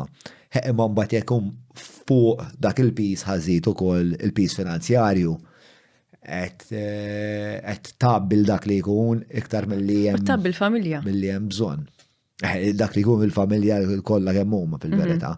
L-ewwel però qed li jisma' qed li mhux awtomatikament titqies bħala persuna li għandek disabilità. Hemm proċess? Hemm ġieli hemm nies li pereżempju jkollhom an intellectual disability and schizophrenia li mbagħad jaqgħu taħt dik il-kapa allura mhix problema. Hemm tool li nistgħu nużawha tintuża madwar id-dinja insomma li jisimha WHO DAS2 DAS2. Aħna bħalissa nagħmlu studju Richmond. Badna n-nies kollha li għandna u għadnilhom will you help us with the study, nis li jgħixu magħna. Ħalli nippreżentawha malli joħorġu l-findings lill-policy makers ħalli forsi nimxu ftit il-qudiem. Sewa, u dal-ħuda stu x'jagħmel? Il-ħuda stu li jagħmel huwa li jagħmellek assessment how functional your functionality. Sewa, għax inti, disability mhix biss fizika biss, mhux biss l-affarijiet fiżiċi, l-affarijiet li inti tagħmel ta' kuljum li lilek jagħmluk indipendenti u lek li tista' tieħu ħsieb lilek innifsek sewwa. Sewa. U allura da jagħmellek functional assessment and assessment mhux functional functional assessment xi ħaġa oħra, imma assessment tal-funzjonalitajiet tiegħek. Sewa. Imma bħalissa ġifieri mhijiex awtomatika l-affari. Allura ovvjament qed jinħalaq dan mhux stramberi, kif tgħid, hemm din il-lakuna anomala ta' nies li evidentament għandhom bżonn għajnuna finanzjarja mill-istat għax ma jistgħux jaħdmu. Imma l-istat qed jgħid li mhumiex diżabbli, m'għandhomx diżabilità. Għadna ma wasalniex sem, hemm ħafna qbil għax fil-riċerka tiegħek kulħadd qabel. Jiena għamilt riċerka u l-interviews tiegħek kienu ma' 20 policy maker. U n-nies li jaħdmu fil-social security u l-akademiċi, taħlita ta' nies li jaħdmu fil-qasam. Fis-settur kollu. Fis-settur kollu. U l-konklużjoni x'kienet? Hemm konsensus, imma għalfejn ma naslux, there is a fear of abuse. There is a fear of abuse of the system. Fear of abuse of disability benefits, fear of abuse there's a fear of abuse. Waħda mill-findings jinħoloq ċirku vizzjuż, basically. M'hemmx riċerka, allura ma nistgħux ngħidu kemm hemm nies. Allura hemm ukoll li inti palissa Imma parti mill-proċess huwa riċerka li biex tasal għaliha. Inti parti mill-mixaduri il-tabib jimlilek formola fejn int għandek id-diżabiltajiet li jaqgħu taħt il-kappa tad-disability benefits biex niftehmu. Fear of abuse from professionals, fear of abuse from patients, iġri minn kull imkien fear of abuse. Iġri, l-stakeholders u l-policy makers l-inkwi tagħhom huwa li il-konsulenti jibdew jabbużaw bis-sistema u jibdew jgħidu smattali għandu bipolar u ma jkollux. Imma mhux il-konsulenti biss, anka kulħadd, anka l-pazjenti, wieħed minnhom qalli għax aħna intom tajdu separafni. Għalli intom tajdu 1 in 4. Għalli ħadġbuha 1 in 1. Għatlu ġiġifieri. Għalli għax inti ma tistax taraf li xi ħadd għandu diżabilità meta jkollu marda mentali għax ma tarax. Imma xi ħadd professjonali li tagħmel assessment. Eżatt, irid ikollok board sewa board ta' nies li huma accountable. U jitmexxa dal-board. Imma m'hemmx mudell li again forsi nistgħu nimpurtaw bħalma konna titħattu l-ewwel ta' kif isir. Hija barra mill-Malta tagħmel boards. Sa, jiġifieri jkun hemm board li tidher qudiemu. Ovvjament hija naqra iktar komplikata bħalma għadna fil-bidu tal-konversazzjoni. We're simplifying it, imma jkun hemm board ta' nies li m'hemmx għalfejn ikunu tobba. Għax inti jrid ikollok ovvjament tabib li tik diagnosi u hekk, imma li qed ngħidu li inti l-assessment period ma jkunx hemm it-tabib biss biex jagħmlu, ikun hemm board, ikun hemm social worker, ikun hemm psychologist, ikun hemm board multidisciplinarju. U wieħed jassumi li mhumiex daw il-1 in 4 li qed il-popolazzjoni li għandhom bżonn u ħafna dan l-ammont. Ġifieri li hemm bżonn huwa li l-ewwel isir assessment ta' kemm hawn nies li fil-verità għandhom ħtieġa. Riċerka hemmhekk mhux assessment, għandna bżonn numri. Għandna bżonn in-numri. Bħalissa dawn in-nies imma kif jgħixu? Bħalissa ara in-nies li jgħixu d-dar ma' xi ħadd ħafna minnhom mhux eligibbli għal xejn finanzjarju sewwa. U n-nies li jgħixu magħna huma eligibbli għas social assistance. Hemm il-gvern tihom benefiċċji. Jgħixu il-social assistance qiegħda qisu kważi 500 euro fix-xahar. Sewa, u b'dik il-500 euro fix-xahar xi tkopri? Irridu jgħixu. Ġifieri l-ikel, trasport.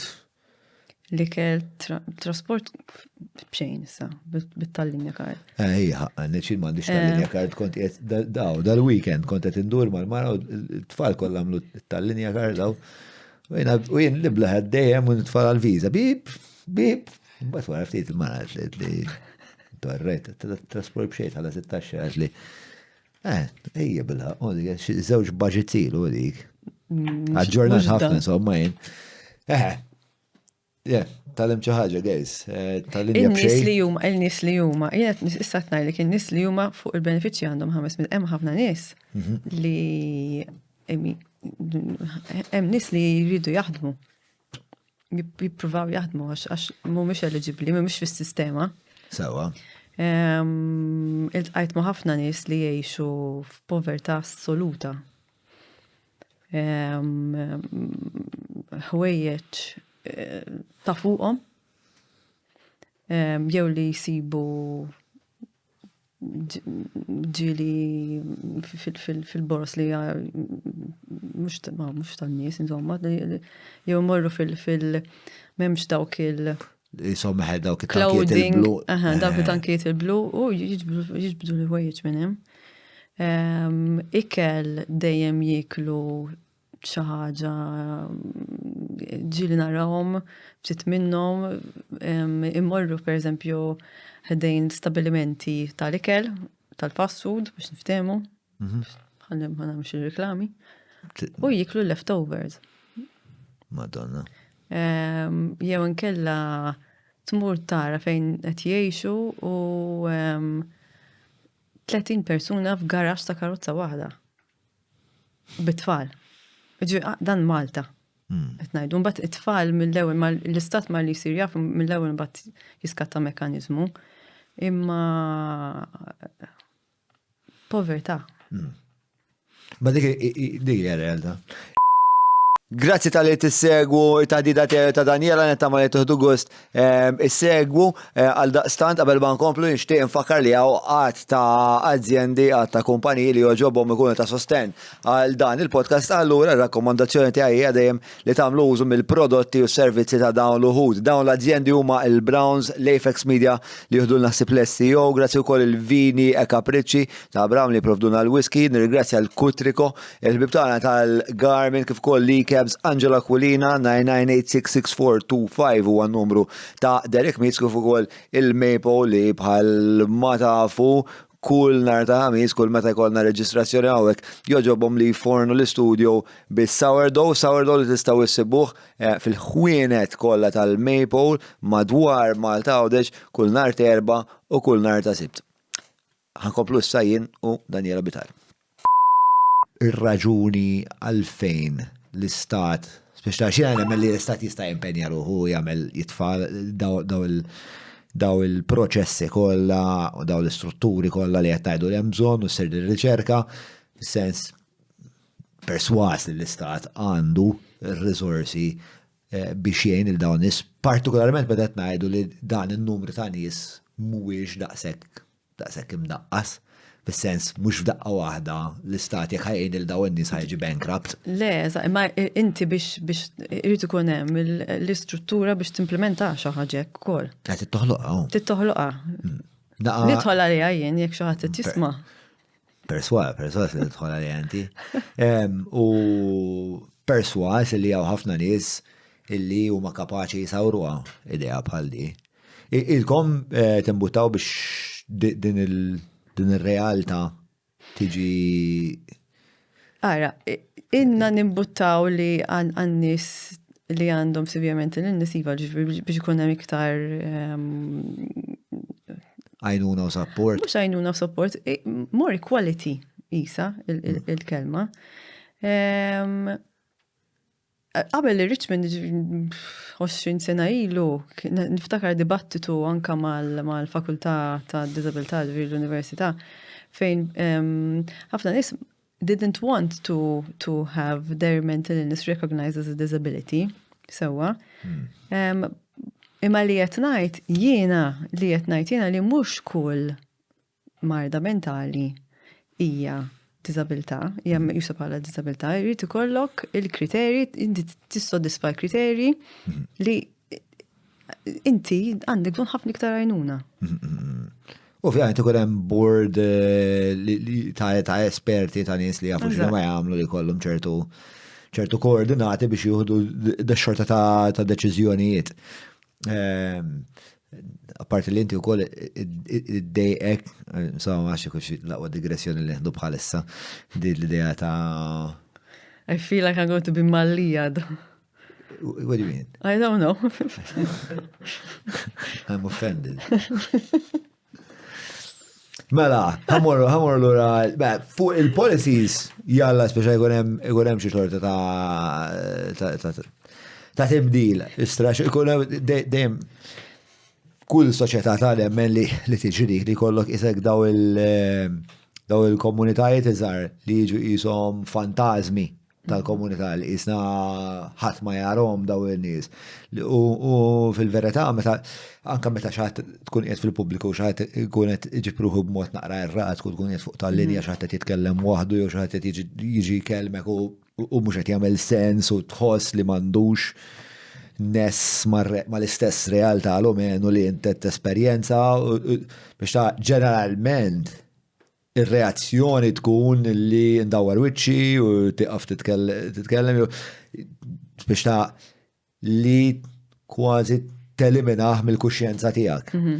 U naħseb neliminawh bħala soċjetà aħna mill-kuxjenza tagħna dak il-bniedem li aħna ma nifmux ma jeżistix. U dik hija Inġustizja. Inġustizja kbira. Inġustizja soċjali dik. Inġustizja kbira. Partikolarment meta tara fej qegħdin fl-istorja tagħna bħala nazzjon, kemm sar ġid, kemm nitkellmu fuq l-ugwaljanza, kemm hawn biex ta' fakultà biex intejbu s-soċjetà tagħna, jien naħseb li ikun hawn dan it-tip ta' inġustizzi m'għadux tollerabbli llum il-ġurnata. You're speaking to the converted, għalija, u mġovja. Imma lek, I mean, ġilit fil-ħodu najt li għamur xol bħal kull persuna. Mbatt, nimmotiva ruħi. Najt, jina għandi skop, għandi għan. Sewa. I feel like it's a purpose. Sewa. L-ikigai. Ikigai? Ikigai, fakkar xkienet ikigai. A sense of purpose. Ma dax taqsa man naru ikigai minna li, jew. Et naħlom. Xaġa, how to find your ikigai. Your ikigai sounds like an article on Cosmopolitan. Your ikigai. So, Venn diagram għal minna tjaraħ. Li xaħem konverġu il-passjoni tijak, il-missjoni tijak, dak li tħobb, il-vokazzjoni, il-professjoni. Nasbaħna pittos, bro, aħna nasibniħna għalik għajtana, għetna. Tajjeb. Nitħalsu għalija, kultan. What you're good at, debatable, and what the world needs. Nasib quite on the Very debatable. I was hoping for support, but I got sacrificed. Thank you, Julian. All right, Mela. Nitkellmu nafu hekk, Mela? Kif trid? Il-podcast tiegħek. Mela, l-lum tiegħek. Are you the host? I like to think of it as a conversation, aktar mill-li intervista. So, plus li demokrazija nħobba within limits, meta l-outcome ikun dak li nixtieqin, partikolarment. Il-ħajja tiegħek ġewwa Richmond. Ma, inti ma' Richmond kemm il-sena mit-2001 għatli? Eżatt. 2001, ġviri lek 22 sena. Yes. Fi Richmond. Ma, kif spiċċajt fi Richmond? Kif spiċċajt fi Richmond? Għalfejn? Kif spiċċajt fi Richmond b'ċikka. Għax ma konċ naf li teżisti. Sewa. Spiċċajt il-kors tal-psikoloġija u missieri kien jaħdem il-kazino. U kien hemm persuna taħdem miegħu tfajla. U għalla, tifla, t-spiċċa kors ta' psikoloġija. Għatlu, għajdilla tiġi taħdem għana, għanna bżon ġaħda xtelaq xaħat. U tajtu CV, insomma, tajula. U għajtu li għall-interview. L-interview kien jisir u għadu jisir. Il-Villa Chelsea stess. Sewa. U niftakar tħalt u bdejt najt imma għaw minu il-pazjent u minu l-istaff. Sewa. U bdejt nħares, bdejt najt, tisma minn se jiġi kellimni. U kienem wieħed kienet jagħmel ħġiġ. Għalli, ħaj, għalli Daniela, għatlu, hello, ħaj, għalli I'm Chris, the manager. U ġi, insomma, għalli għajja kam għall-interview u tqajt ma l-istaff kollu. U mbagħad għamilt satejn, l-interview kien xi satej jew 3 sigħat, insajjar mal-komunità. Ġifri daw kienu għet jassessjaw jina kif nirrelata. U xoll li kont qed tapplika għalih, x'kien? Project worker, it was called. Xi vuol diri? Jiġifieri, basically it's a mix of psychological interventions and social work. Perfetta lik. Mux hekk it-triq. Immadni. Il-modija ħarija tiegħek kienet. U dak kien l-interview. Sewa. I mean, and then the rest is history. Imma għat li tipo mal-ewel ħassejtek li... Mal-ewel ħassejt, mina mal-ewel ħassejt li I was shocked, okay, il-kelma, li għawn nisdaqsek vulnerabli, jien ma nafx bijom. Ma nafx bijom, letteralment, ma smajġ bijom dan nis, jien, ek ħassejtni. U mill-ewel iva ħassejt, okay, this I can do, this I want to do. Iktar milli I can do, I want to do it. Għalfej taħseb li kellek din is-sejħa? Ma nafx, dejjem kont persuna li tipo ħbibi jiġu għand biex jitkellmu u hekk. So naħseb it is a little bit in me. Plus, I like a challenge. Okay. U tant bdejt inħoss li dawn nis għandhom bżon lajnuna, għandhom bżon li aħna nsemmaw il-vuċi tagħhom aħna dak iż-żmien. Li jgħat, okay, challenge taken, I will take it on, I want to see this get better. Imma anka xinti. Xixtaqt tara jimmeljora, jitjib? Xaħat li jett nara issa li n-nis jitkellmu fuq s-saħħa mentali. 20 sena ilu, jiena kont nikdeb, beta jistaqsuni x'namel. Sewa. Kont nikdeb. Ma kontx nikdeb actually, għax xorta kont naħdem hemm, kont sales girl. Ta' nuċċalijiet u għatli. That point le, mux ta' nuċċalijiet. That was my full-time job, my only full-time job apart from Richmond. Ta' nuċċalijiet. Ta' nuċċalijiet. Li kont naħdem niswi ħwejjeġ, is-Sizzli. Sizzli, niftakru Sizzli fejn il-belt. Bizzat sa' street kien. Dak ma niftakrux. U item, because I used to enjoy. Allora kont għajdu l-għom li taħdem il-Sizzli. Sales girl. Għax ħatma, l-għonet, zewċ affarijiet kienu jiġu, jew conversation killer. Letteralment, conversation killer. Jajdu lek, taħdem hemm? Ok, ciao. Jew inkella, like, mux qed jifmu, so at one point, frustrazzjoni. U meta tibda tajt li you work in mental health, issa nħossni, anka back then, you become sensitive to it. U n-nis li ikunu għaddew minna, tħossa li għax they become very empathic to you, or they block you off. Dik is-sensazzjoni li kelli. Issa differenti, jina qatt ma bsart fajti li nużaw il-kelma depressjoni, ansjeta, kollox, għandi naqajek, għandi OCD, għandi naqajek, therapy speak, qatt ma bsart fajti in my life li ħanara li it became so colloquial. Qatt. Ġifieri hija xi ħaġa, anke n-nies li jitkellmu jiena sa 10 snin ilu biex insibu xi ħadd biex imur fuq television. Weda tagħmel, jew inkella meta jiffilmjawhom minn wara bid-dawl mitfi, issu da xi kriminal. So. U x'isma l-voice. Ibidlu lek leħnek. Ibidlu lek leħnek. Ek kienet qabel, issa n-nies qed jitkellmu. Jina, u l-pandemija għenet, in a way. Għax in-nies saru iktar aware, iktar qed jitkellmu.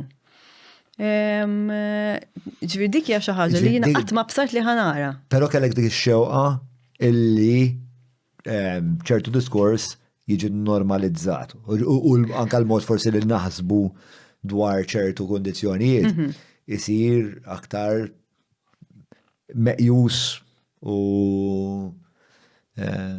forsi kun iktar ċaru għax naħseb jiena għal darbohra nerġajt li naħseb ħafna minn dawn nies inwarbuhom naħseb mill-konxu tagħna, mill-psike tagħna. U allura isek inti meta tisma' bipolar, ma tafx issa tfisser bipolar men. Tipo tagħmel dil-karikatura f'moħħok tajtu hija betu ieħor xi ħaġek.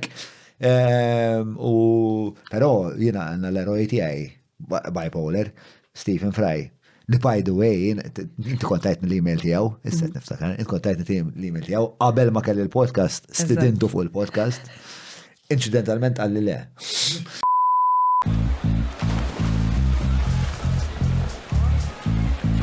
Dive into a simple health check, body mass index and more, for just $19.99. Browns. Apex Media huma esperti fil-kamp tal-SEO għal snin sħaħ huma għenu l-klienti tagħhom sabiex jitilgħu fil-quċċata ta' tfittxija tal-Google jekk inti qed tfittex outreach links, PBN builds, konsulenzi u kwalunkwe xorta ta' servizzi relatati ma' SEO mela kellem l-Apex Media. Mela, spiċċajt fis-settur ta' kemm il-sena kellek? 23. Mela, ta' 23 spiċċajt fis-settur, qed nobot li qed nuża l-kelma spiċċajt. Mor taħdem fis-settur. Volontarily, ma spiċċajtx. Volontarjament, minn jeddek, tajtom is-CV, mort hemmhekk, għamilt interview. Volontarjament ukoll. U għoġbok ix-xogħol. Iva. U complete. U għoġbitni l-kultura wkoll. Il-kultura, xem dwar il-kultura li għoġbok? Għoġbitni l-kultura ta' għandek għan. Xewa. U kulħadd jimxi lejn dak lan. Dik. Il-kollettività, dak l-impenn kollettiv. Sewa. U xtaqt li tara il-soċjetà b'mod ġenerali tejjeb ir-relazzjoni tagħha ma' effetti taqbija. Lewxet nitaqbik. Tibda tara new sejjerek u naqbat il-kliem u nġonġjon fl-imkien. Lady HD, mux ta' Nisibba utli ma ħafna jen Lady HD. L-għu kontent nitkellem ma' għadha mara. Biex Lady HD jisum tawk Ferrari. Meta tkun żar ma tafx suq Ferrari, ma tafx suq xej as go-kart taħbad biha. Ma kollok Ferrari fil-verità.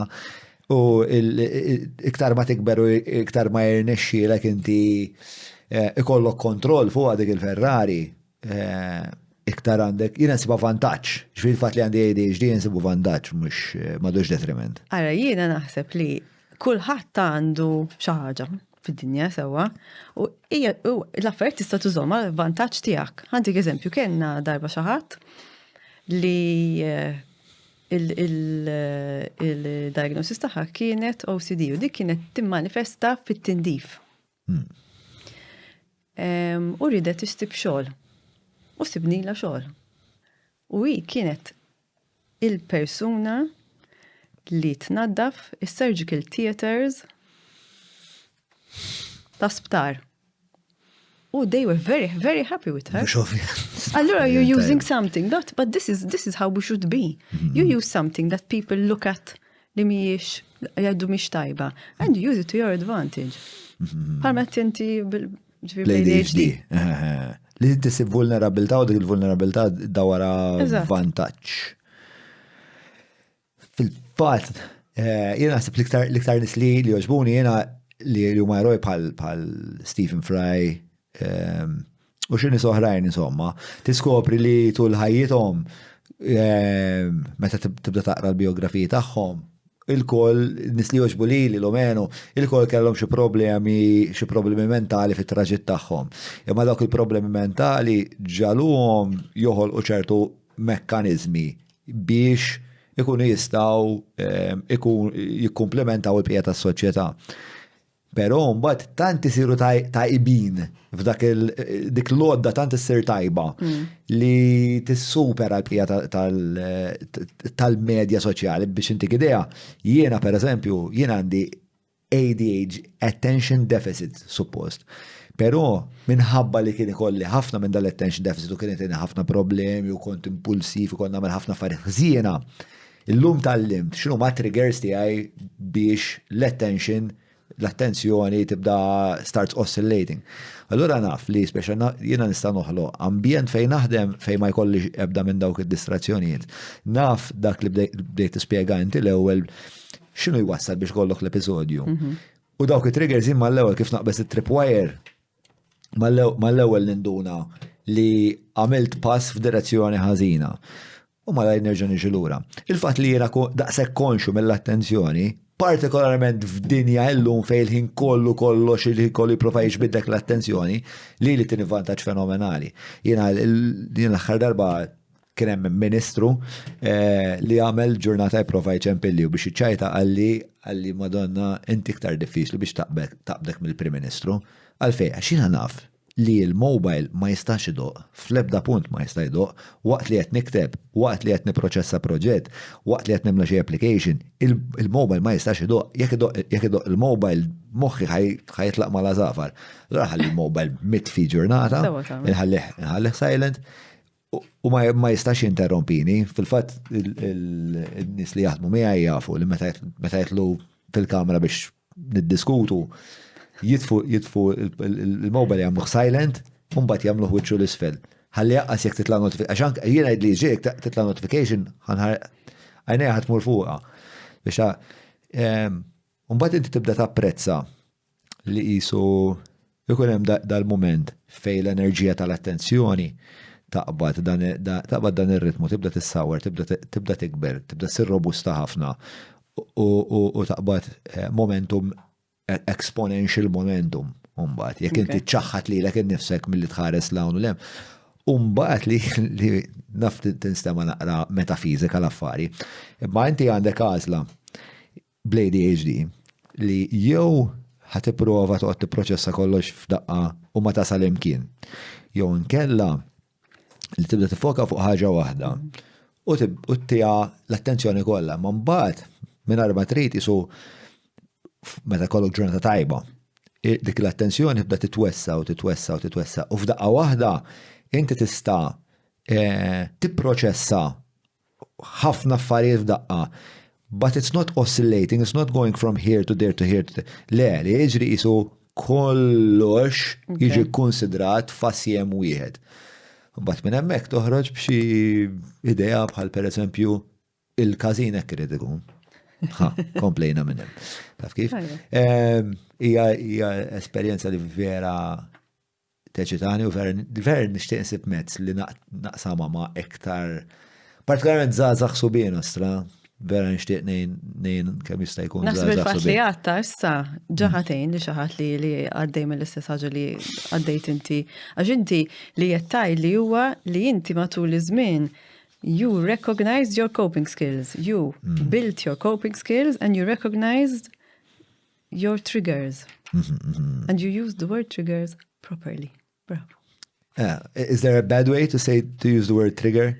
Issa saret naqra moda li tajt I was triggered. Don't trigger me, bro. I've been triggered. Yes. it-therapy speak li bdejna nitkellmu fuq fil-fatt. li inti tajt I was għax inti trigger dija huwa terminu li konna għadna nużaw fil-PTSD, post-traumatic stress disorder. Okay. So something that triggers one of the traumatic responses, sewa. Right. Imma issa nużawa.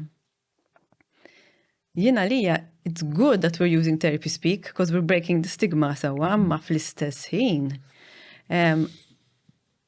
Jekk jiena ngħid I've been triggered, imma xi tfisser? Were you scared? Were you frustrated? Were you angry? Were you sad? Were you upset? You're not using the right term. U inti meta tuża it-terminu tajjeb aħjar għax inti qed tipproċessa li inti rrabjat, per eżempju. So, what does triggered mean? Qed tifhem? Yeah. So aħna irridu nużaw, suppost nużaw it-terminu tajjeb, I was upset li għat li hekk, mhux I was triggered li għat li hekk. I was, were you angry? X'kont? Nasib u din li daw it-termini li tisma' fit-terapija illum il-ġurnata saru parti mill-lessiku popolari tibbanalizza ħafna ħwejjeġ, per eżempju, tajt skużani bro, ma jena bajro blu bis niktab għax naqgħu CD fuqha. Mhux eżatt, bro, mhux eżatt. Taħseb li dik tagħmel iktar ħsara milli ġid, tipo għandna bżonn nerġgħu nirrikalibraw morna minn stigma li OCD ma tissemmix, bipolar ma tissemmix, u saf daqqa waħda, tipo tfajla ġit lura id-dar mix-xogħol bin-nervi, tipo dal-għodu mhux kuntenta x'inti bipolar. Speċa morna isu l-pendlum mar minnaħa l-oħra b'mod vera violenti. Għandna bżonn nikkalibraw naħseb. Għandna bżonn nerġgħu nikkalibraw bħal kollox u dejjem. Għax inti jekk inti tiltaqa' ma' xi ħadd li għandu diagnosis ta' bipolar, m'intix se tgħidha. Allura jiena għalija għandna bżonn nikkalibraw ftit, jiġifieri li għandek naqa' OCD. Naqa' OCD. Taqt kemm ibatu n-nies li għandhom mhux qed ngħid, issa again hemm l-spektrum, ġifieri jekk inti dan li qed iddejjaqna xi rid nidrittaħ. Sewwa, xi dejjaqni għax imma mhux għax għandi l-OCD bil-fors. Sewwa, xi mhux kollox huwa patoloġizzat, eżatt. Jew għax dak għandu qabdu l-breakdown, il-mati dejjem hekk kien. Għax dak sboxla, għax dak għamel hekk, għal-mart mentali dejjem kien jisu il-klim derogatorju. Ġieli inti tajt issa x'għandha forsi ġejna ftit tal-aħjar, ma nafx, minn mod derogatorju, x'dak miġnun, x'dak hekk, x'dak hekk. Imma jina lija meta nismaħħa, ovvjament forse għax niġi mis-settur jien. Mhux hekk inti iktar sensittiva li Imma anka jien naf terminoloġija bħal gaslighting, jew narcissist, jew nisimgħuhom ħafna. Naħseb gaslighting fil-fatt daħlet fil-lessiku, fil-dizzjonarju, jew s-sena l-oħra, jew s-sena qabel, xi ħaġa hekk. Huwa terminu ġdid ħedda sekk. Jien qatt ma tantx interaġixxejt ma' il-kelma gaslighting, ma tantx. Li għandha x'taqsam mal manipulation basically. I think the background kien hemm xi play kien jisimha Gaslight. Sewa. Play fuq naħseb kien hemm ħafna manipolazzjoni fil-play minn ix-xerta, ma naf li ġiet minn xi play niftakar sew. U issa kulħadd jgħidlek because I was gaslit. Which means gaslighting is a type of abuse that causes someone to doubt their perceptions or sanity. Tipo nasal id-dar f'nofs il-lejl u l-għada fil-għodu l-mara ta' d-djel fej għazal f'nofs il-lejl. Mux fil-seba kontaw. Ek, perikoluza, għollu l-affari. Jew xaħat jagħmellek xi ħaġa u jirrabjak. U jgħidlek, why are you getting angry? Mux lek xekina. Like that's... Ġerment nis vera abbużivi għamlu għadik. Ma mux, eżatt, not everyone gaslights constantly, not everyone's a narcissist because they were selfish. The term has become very colloquial. Sawa. U ximpatt għanda dik imma? Il-fat li... Jina I see both sides, nara li għandam pattajja pax n-niset jużawa, they're destigmatizing. Sawa, imma mbagħad meta tuża bħala b'mod derogatorju, nara the other side of the coin li you need to be respectful and give dignity to people who give the dignity to people who are actually diagnosed with these conditions. Ovvjament, Bitar, ix-xogħol tiegħek huwa speċjal immaġna li huwa sodisfaċenti ħafna ma huwa eżawrenti le wkoll. Kif tiddirja mal-enerġija kollha li jirrikjedi u naħseb li anke emozjonalment naħseb jaf ikun diffiċli ħafna wkoll. Ħanajlek fix-xogħol li nagħmel jien u l-kollegi tagħna trejnjati li nagħmlu dax-xogħol. Sewwa. Jien naħseb kieku kelli npoġġi kull ġimgħa nagħmel l-4 sigħat nitkellem ma' xi ħadd fuq topic li ma nafx u topic naħseb insejwa diffiċli jiena, but inti you're trained in media, xi ħaġa li top tagħmel. And that the world needs, by the way. And that the world needs. It's true. U allura, I mean, we're trained, I'm trained, imma ġieli kun hemm 4 tistejjer jew 4 nies, mhux tejjer nies għax dawn nies li vera jmissulek qalbek, jew inkella xi ħadd li inti ilek taħdem li persuna ħafna żmien u di persuna jiġġila xi ħaġa u tossa. U speċjalment meta naħdem ma' tfal. Meta naħdem ma' tfal u għandna servizz ta' tfal, insiba diffiċli ħafna jiena li naqta'. B'mod ġenerali, kif tara sejra s-saħħa mentali tal-pajjiż? Il-podcast ta' John huwa proġett indipendenti u ħieles mill-influenzi tal-partit il-kbar u l-lobby groups li jorbitawhom. Bekk jista' jibqa' jiġi mtella biss jekk inti tgħin. Jett nappellalek biex iżżur il-ħolqa ta' fuq jew jekk qed issegwi lil mill-YouTube billi tidħol ġewwa patreon.com/John Mallija u tina daqqatit. Tinsiex, il-podcast ta' John huwa l-podcast tagħna bidik ħadwa. Għafa sabru.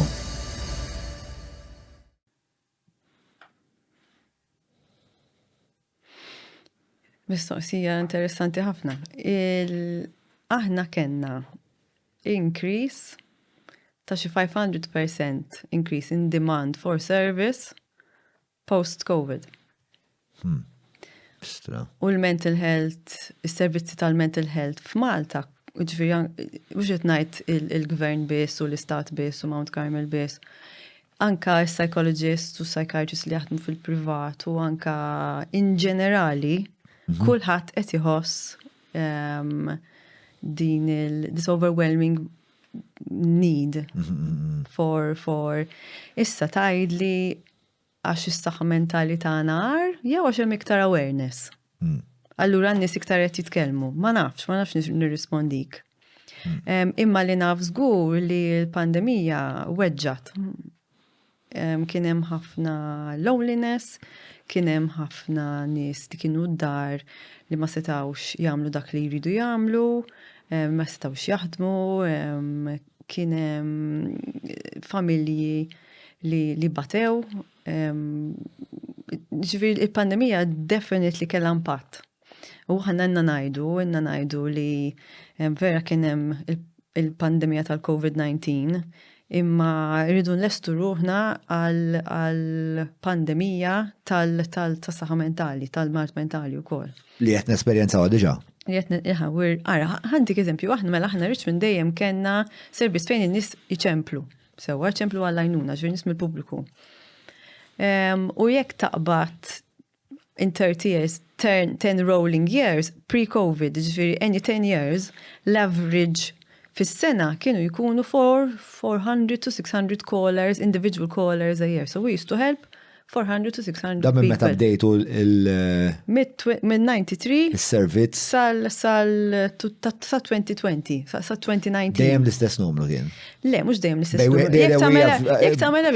Dak il-bracket iġifieri. Il-numru beda jikber ma' żmien, dejjem Sewa. sewa. Ġifieri kien hemm waħda mis-sena li kienet anomala ma naf għalfejn għax għamilna il-programm ta' Xarabank. Konna għamilna program ta' Xarabank darba u f'temp ta' xar irċevejna 600 telefonata. Mala nies kellhom bżonn jitkellmu. Il-nis kellhom bżonn jitkellmu, iva, dak kien naħseb 2017 jew 2016. Imma xorta l-average dejjem kien bej 400 u 600. Issa, is-sena l-oħra, ċemplu 13,000 persuna. Nies individwali? Ma no. Ġifieri, Is-sena l-oħra, f'sena waħda. sena waħda. Ma ċemplu u ċett, ġifieri ċett u. Ġifieri, għara x'qabża kien hemm. U x'inhu l-iktar ħwejjeġ li qed ikunu problematiċi, minn xi tibgħatu n-nies? Ħafna li jekk tara d-data tagħna, relational problems, problema ta' relazzjonijiet, ansjeta, l-ansjeta żdiedet ħafna u n-nies tajb li jkunu jafu jekk inti tagħmel perjodu ta' ansjeta twil jista' jkun li mbagħad you become depressed.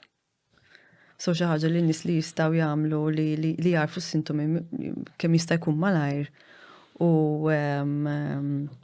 tmur tfittex lajnuna. Dik hija xi ħaġa oħra fil-mart mentali li kienet problema. Ma nafx x'inhi issa x'jgħidu x-riċerka tajt, imma sa ngħidlek xi tipo 7 snin ilu, in-nies biex ifittxu lajnuna kien jdumu 4 snin. 4 snin ibgħatu 4 snin ibatu. 4 to 10 years. Hemm kien ovvjament minn kien ifittex lajnuna qabel. Imma xi ħaġa oħra tajba li nkunu nafu hija li jekk inti tfittex lajnuna mill-ewwel il-prognosis ħafna ħjar. Għax inti immaġni jkollok jinnaf Marta l-Kliwi, per eżempju. Marta l-Kliwi jew jinnaf fid-diabetu ma tfittix lajnuna, mhux ovvja li ħataħkbek iktar il-marda, l-istess il-mart mentali, għax again moħħna qiegħed f'ġisimna mhuwiex waħdu jiflowt hemmhekk, jiġifieri huwa parti mill-organi tagħna li għandna bżonn nieħdu ħsieb ukoll. U il-differenza hija li il-marda timmanifesta fl-imġiba tagħna. Dik hija l-iktar parti komplikata jena nsib ustra, għax niftakarni qed nipprova ntejjeb ir-relazzjoni tiegħi ma' moħħi, speċi kont qed nagħmel il-meditazzjoni, kont qed nuża xi psychotropics tipo strattera ħabba l-ADHD u dawn l-affarijiet. Però minkejja li pereżempju stajt nagħmel monitoraġġ ta' naf il-fwiet, il-values tal-fwiet, nista' nagħmel monitoraġġ ta' kemm għandi zokkor fid-dem, il-kolesterol kif qiegħed, il-lipids fid-dem kif qegħdin, kollox. Imma meta kont insaqsi l-psikjatra masma, jiena nista' nagħmel test biex nara kemm għandi serotonin f'moħħi, kemm għandi dopamina f'moħħi, kemm Le. Allora kif nista' biex ara kemm diffiċli Diffiċli ħafna. biex jiena irrid impoġġi bil-qeda miegħek. Għandi nofsija miegħek. Ħattot tistaqsi l-mistoqsijiet, jien qed niftakar eżatt kif ħassejtni dal-aħħar 3 xhur għax narak darba kull 3 xhur lilek. U minn mill-ispjega tiegħi sa jekk ma nkunx artikolat, pereżempju, biżejjed, jew jekk jien għandi l-memorja ma sservinix biżejjed. U mbagħad biex nimmitigali kont sibt li għadni nagħmel iżomm diary. Iżomm diary, tot tiktab kull jum speċa il-relazzjoni tiegħek ma' moħħok kif inisejra. Il-psikjatri għandhom ġifieri mhix faċli, Le, mhux faċli xejn. Mhux faċli għatol. U wkoll inti anzi tartikola ruħek sew.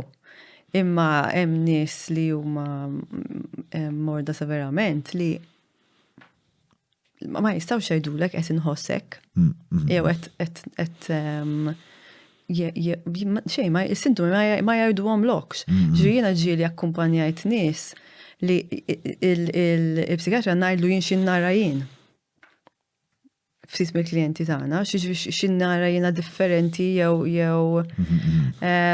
u ġili jkunu fine-tuned, ġifieri il-psikjatri tajbin, jkunu fine-tuned dal-persuna u vera jagħmlu xogħol tajjeb.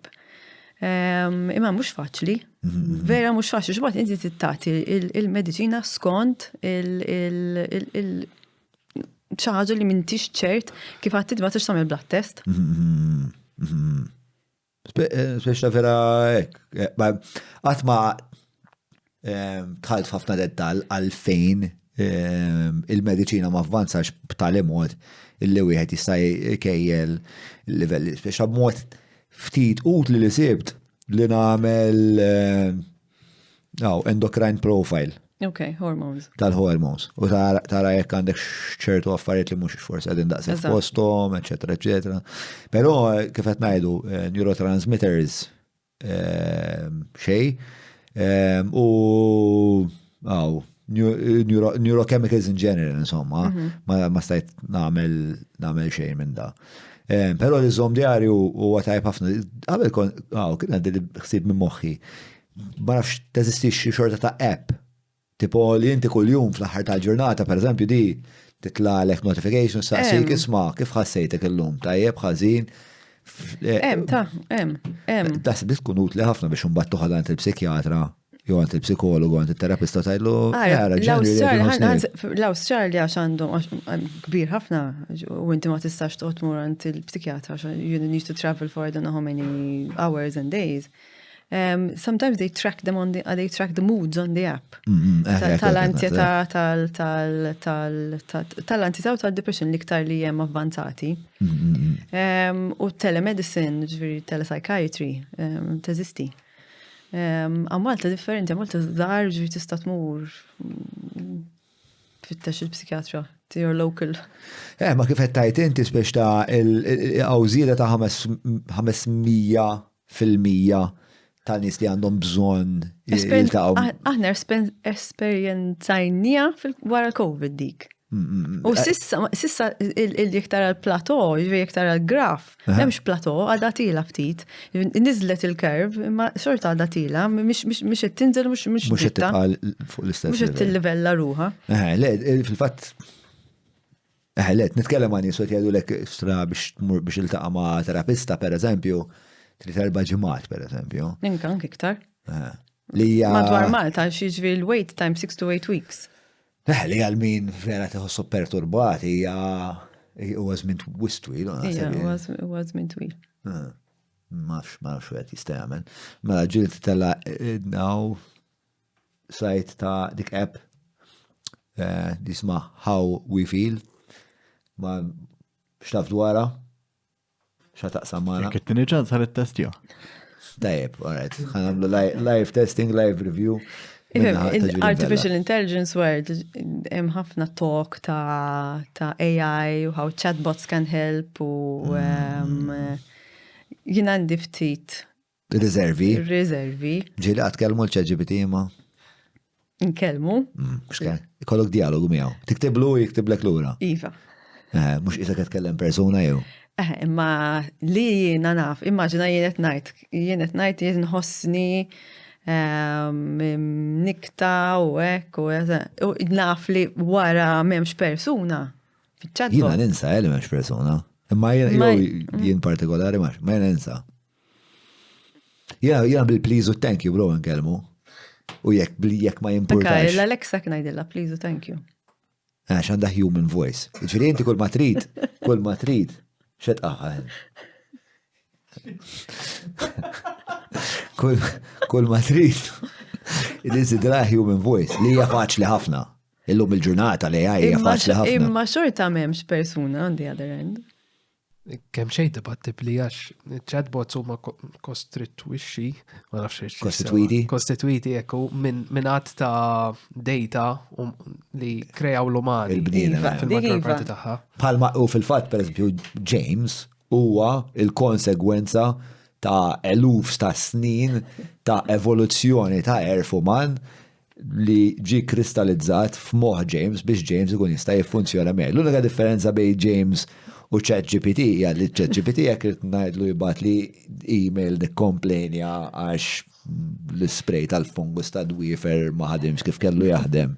Jiktibi li fi 30 sekonda James jafidu b'na iktar, però bej wieħed ieħor għandhom l-istess livell ta' għarfien kif jikkomunikaw meħ. L-unika differenza li huwa tad-demmu l-laħam sa fejna fien. Nittama, Tama l-ħar li tmut kif jgħidu. Imma rajtu l-film Her? Ija. Kredibli dak il-film kemmu tajjeb. Ija, tajjeb ħafna. Fakar minn kitbu dak il-film fiċli wahda. Joaquin Phoenix u? Joaquin Phoenix u għava li għamlet American Hustle. Ekku, Joaquin Phoenix jgħad fi Gladiator issa. U Napoleon. Napoleon, ekku. Rajtu Napoleon? Għadni le.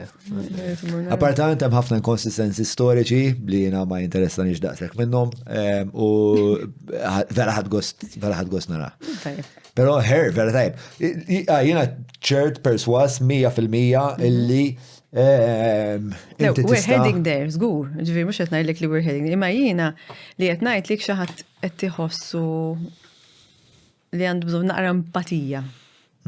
U taf li l-empatija qed titijilek iċ-chatbot. Hija empatija? Mela, għandi mistoqsija ta' etika. Sewa, forsi nistgħu nagħmlu chatbot roulette. U inti ma tkunx taf, ġiri jitkellem bniedem u ġiri jitkellem chatbot. Dak il-Turing test, jissejja. Le, ma mux tamel, ma mux test, mux għed tipprova taqta. U inti bħala user ma tafx jista' jkun li da bniedem, pero jista' jkun chatbot ukoll.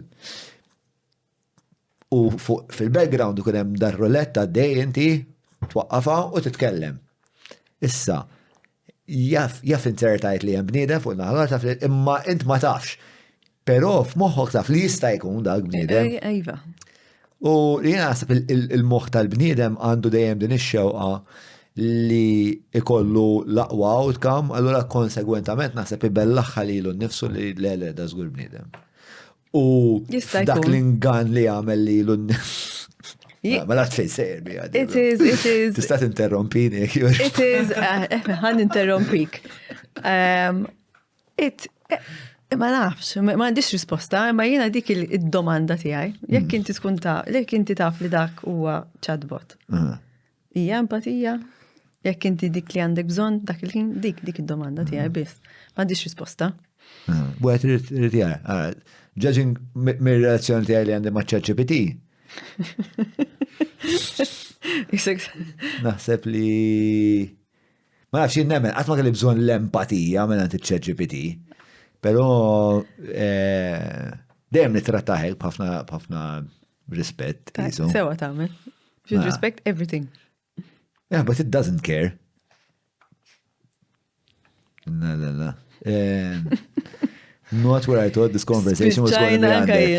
Mela, human or bot, this Turing test game puts your AI spotting skills to the test.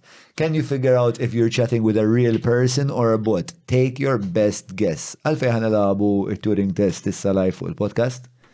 Just ħalet faħol għaf il-description. ħana labu jena il-bital. Le.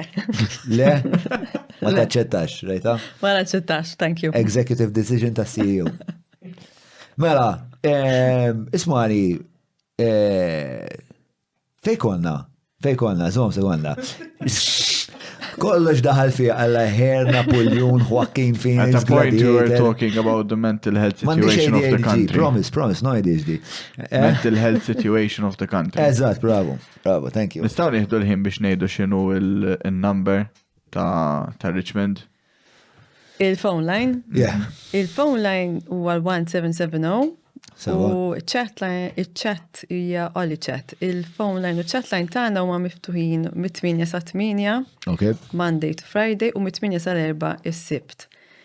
Imbagħad imma hemm il-landline aw il-phone line tal-Istat li hija 1579, iċċekkjaw ili please għax jiena bin-numru minħawad ħafna.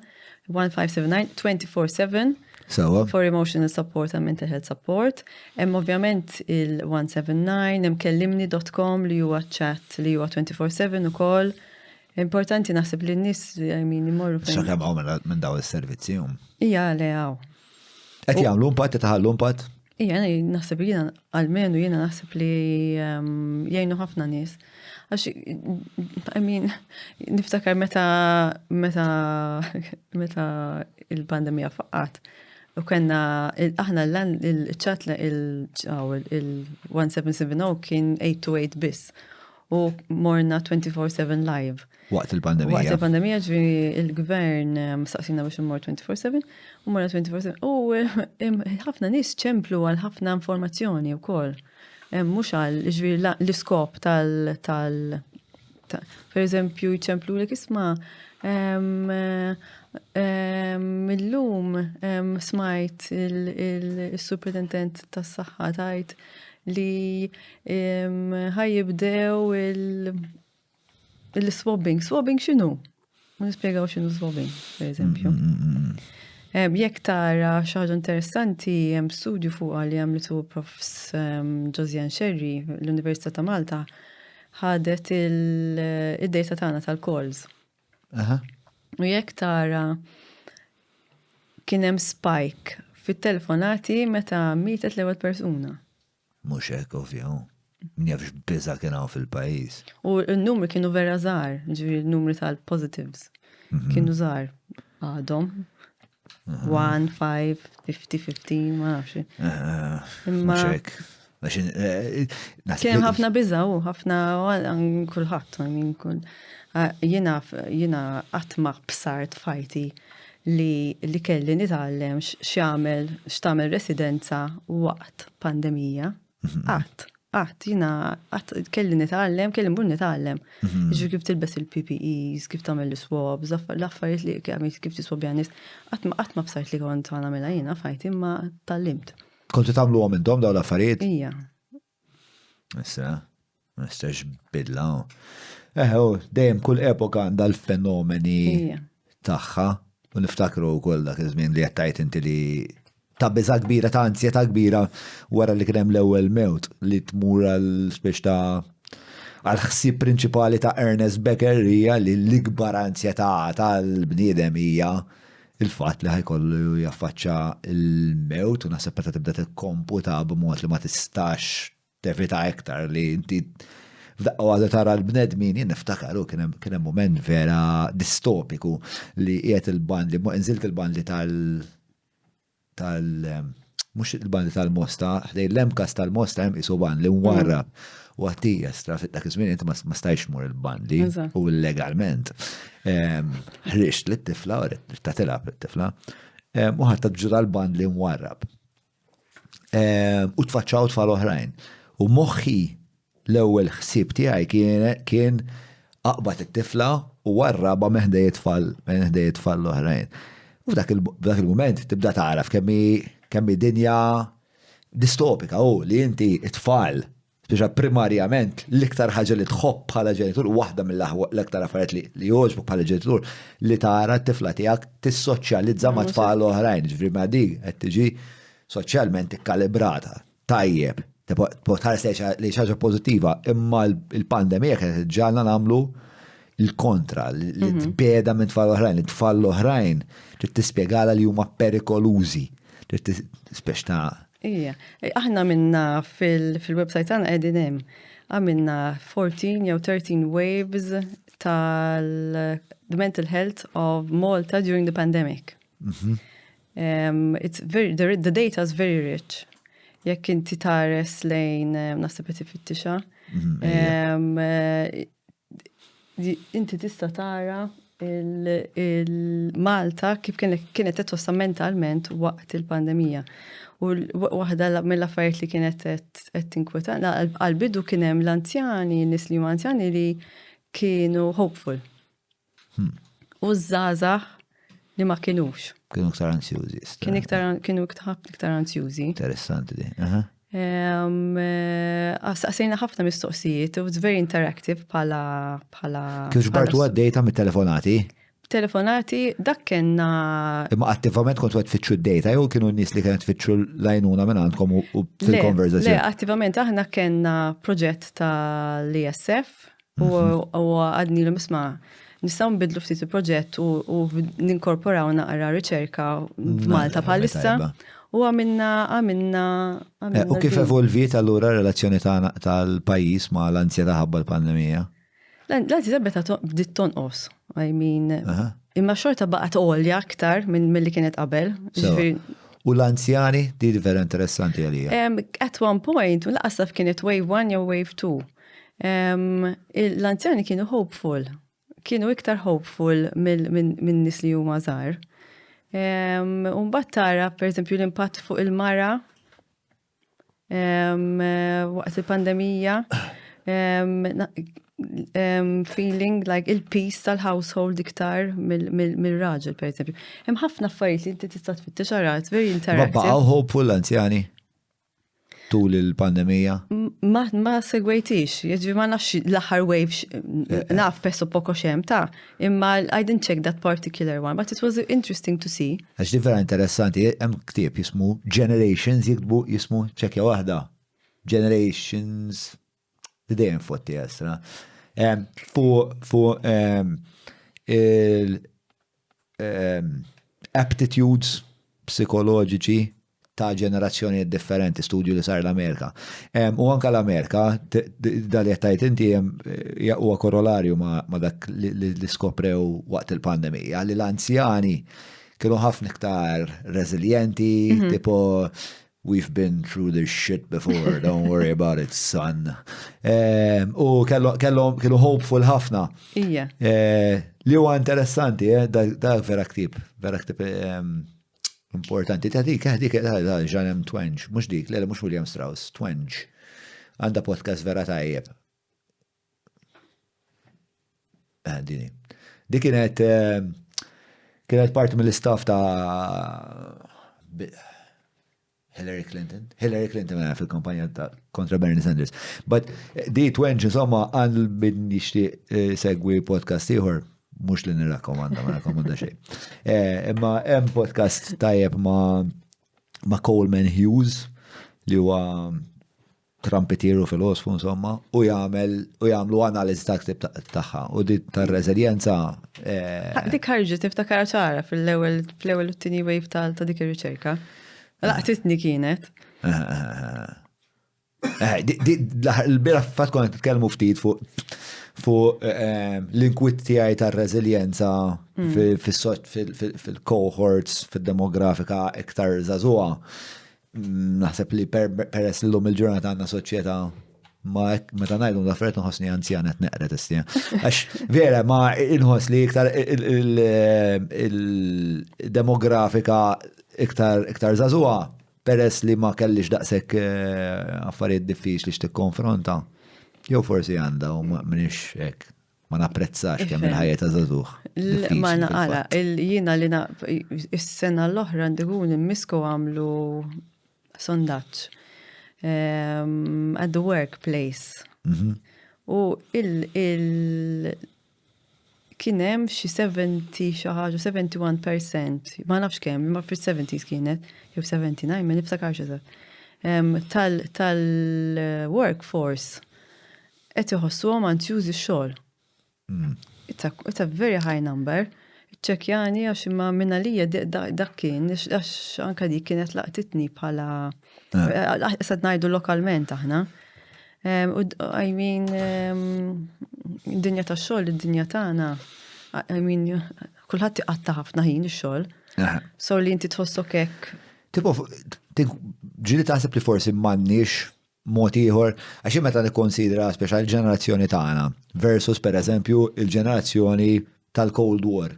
Fejn inti kellek din l-ansjetà kontinwa li daw jafu jingaġġaw fl-MAD, Mutually Assured Destruction, bej il-vant u l-punent, daw għandhom il-nuclear warheads ippuntati lejn xulxin, darba kull 3 xhur tisma' li kien hemm xi blip fuq ir-radar li taf twassal għal mument kataklizmiku li kolna l-apokalissi.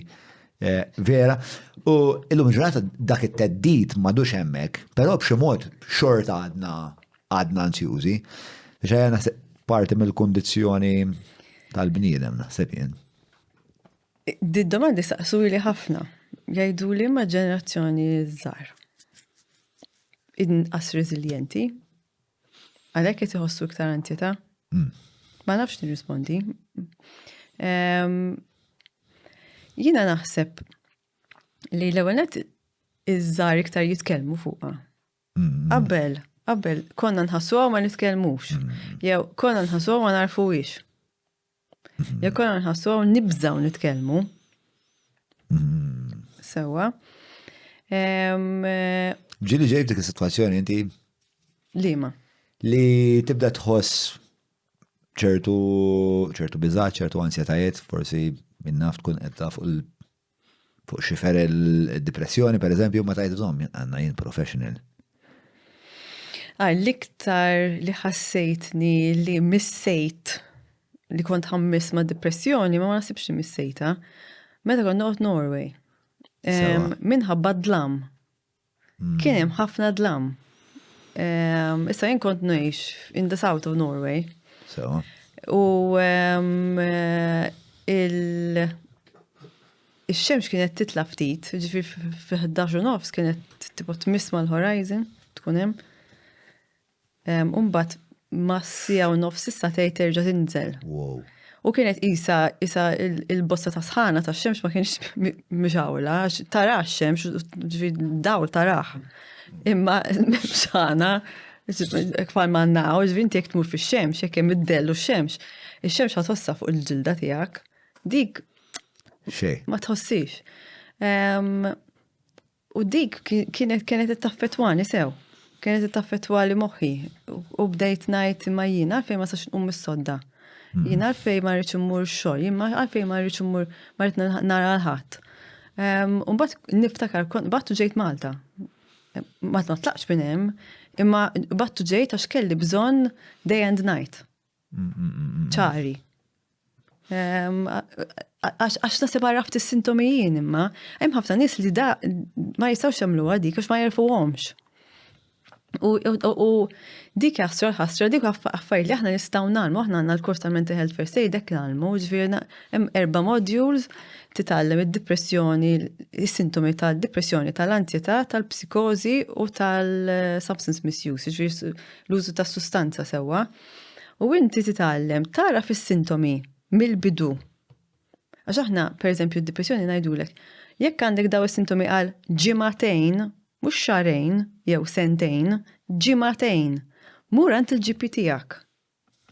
Sewwa, kif inti jekk għandek sintomi ta' jinnaft filgħodu u għandek tatas u għandek rasek qed tuġak u għandek għajnek qed tiddemmaw u taf li probabbli għandek riħ, sewwa, ngħidu. Probabbli għandek riħ, għandek f'siddeni, tagħmel ġurnata, jinek nagħmel, tagħmel ġurnata, tagħmel jumej, tagħmel 3 ijiem, u mbagħad wara 4 ijiem jekk mhux qed jgħidilek għad mort it-tabib eventwalment. L-istess ħaġa inti wara ġimagħtejn jekk dawn is-sintomi ma jgħaddulekx, titmur għand it-tabib. U l-għajnuna tista' tkun mhux pinnoli biss, ġubgħat in-nies vera jibżgħu li tkun pinnoli biss.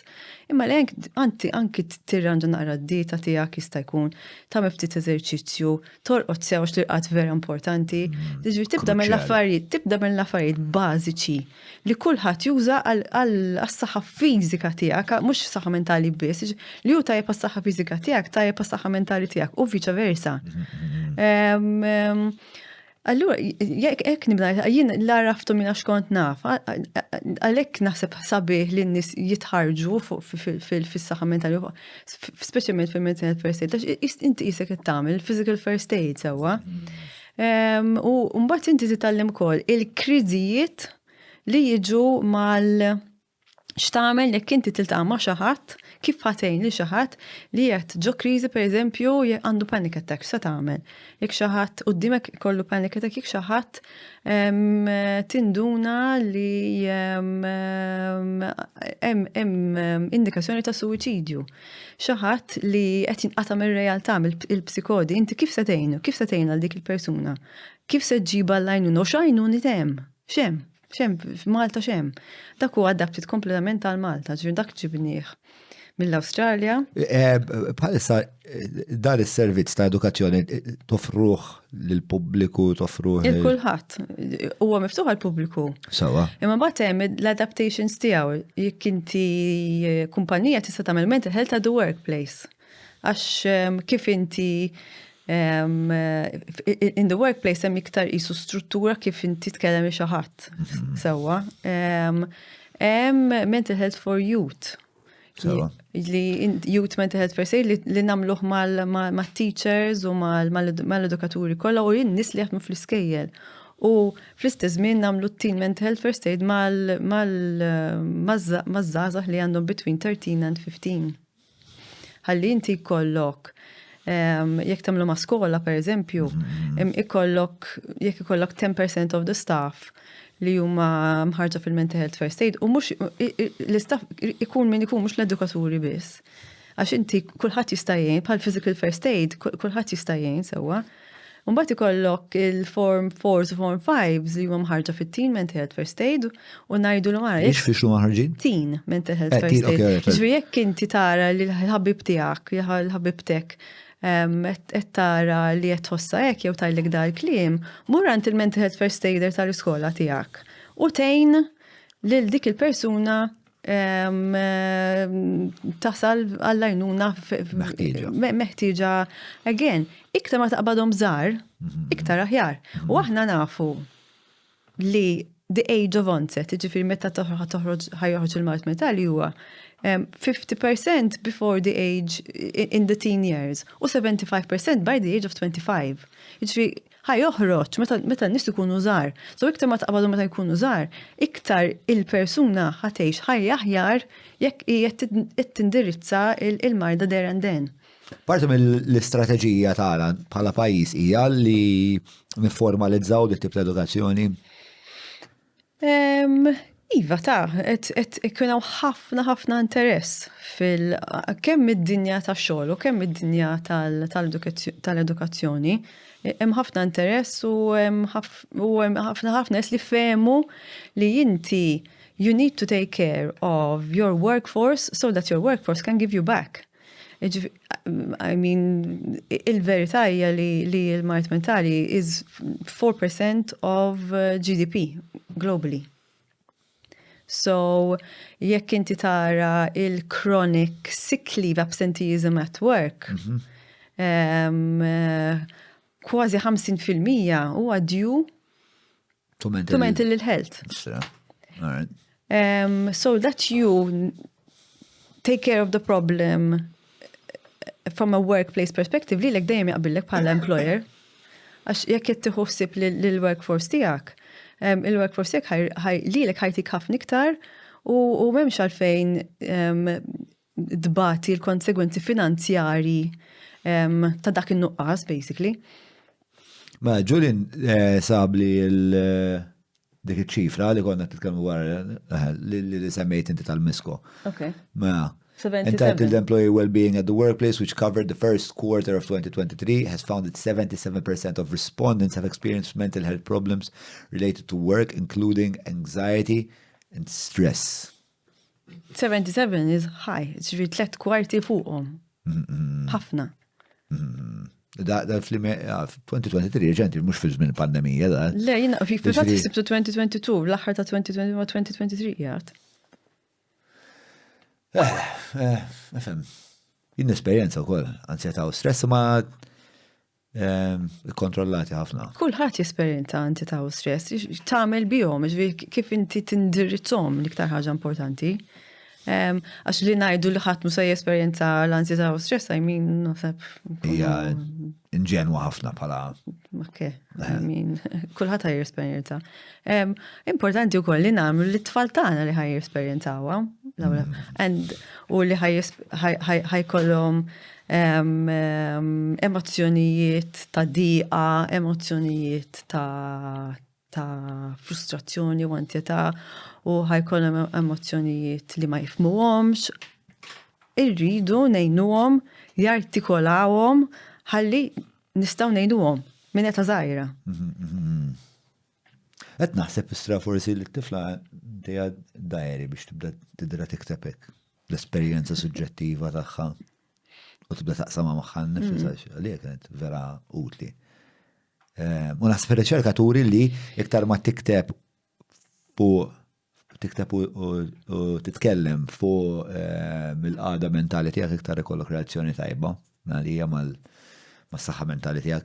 Tal-kidba. Irridu ntuhom il-klim ma wkoll biex jużawhom. Iġiedi tihom il-klim li inti tista' tuża din il-kelma mingħajr ġudizzju. Ġudizzju, eżatt, non-judgmentally. It-tifla wara li rajt ħafna Jung u hekk, tifla fil-ħodu hekk tistembaħ. Forsi mhux laqwa tip ta' parenting ma fis-sitta ta' fil-ħodu il-mara titlaq għax tmur tagħmel il-lanċ għat-tifel. It-tifla tismagħha titlaq, toħroġ qim is-sodda tagħha u tiġi ħdejja. U nagħmlu hekk, nagħmlu nofsija flimkien. Favorite time of the day. Imma mbagħad hekk ġieli meta tistembaħ, allura xi ħlomt. U tgħid l-ħolma tagħha u tibda tarek istra kemm ikun hemm archetypal symbology, tipo l-ballun kien aħmar, mbagħad biex ġara l-periklu. So yeah, I'm trying to access my daughter's unconscious. I don't know if that's healthy. Is it healthy? I don't know. You're very invested in your daughter, I mean, so. The most invested. So. Vera, mux feru. Għax dik għatma ħatħobbo. Għatma ħatħobbok l-istess daqs kien ħobba mux possibli. L-amore discende jgħidu, le? Ek, ma ġustizja kozmika u dik, spiex, ta? Le, sa kollok it-tfal, bro, t-nduna. Kolli t-tfal empatizza miegħek. Jekk in-nies jarawni, nitħax jiet nara reazzjonijiet tan-nies qudiemi. Għatman pol kien hemm reazzjonijiet kara. Ħajerġa' jaqbad fuq it-tfal dal-ostra patriarka. Le, ħajerġa' jaqbad fuq Jung. Jung kien mhux it-tfal, le, laqaxejn. Sewet jgħidlek Jung.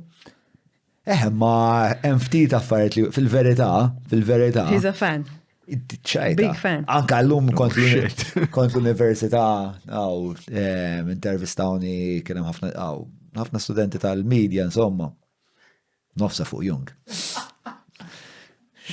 Imma vera utli biex partikolarment jekk tagħmel il-medja u tikteb l-istejjer.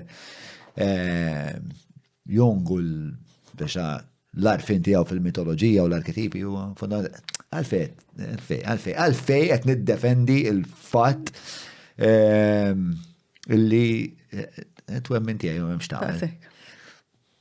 Kif inti bitara rajt jew? All right, aha. Tiċċaġu ħara qabel ma naqbdu għax issa ħajgħodu jistaqsuk il-mistoqsijiet il-Patreons. Le, all right. Għandi l-ilma, il-kafe saħli. Titiħor? Le. Jew te? Tajtni hu le, għadax. Inti taf. Thank you. Ma, isma, ħanna għal-patroni staqsu fej il-Patreon, insomma, staqsuk il-mistoqsijiet tagħhom. Inti tista' tagħżel li twieġeb jew ma twieġibx.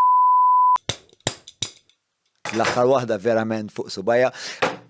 Il-patroni staqsu miġuba lilkom Midġuba lilkom mill-bib tagħna tal-Quick Fix, dal-screen protector huwa letteralment indistruggibli.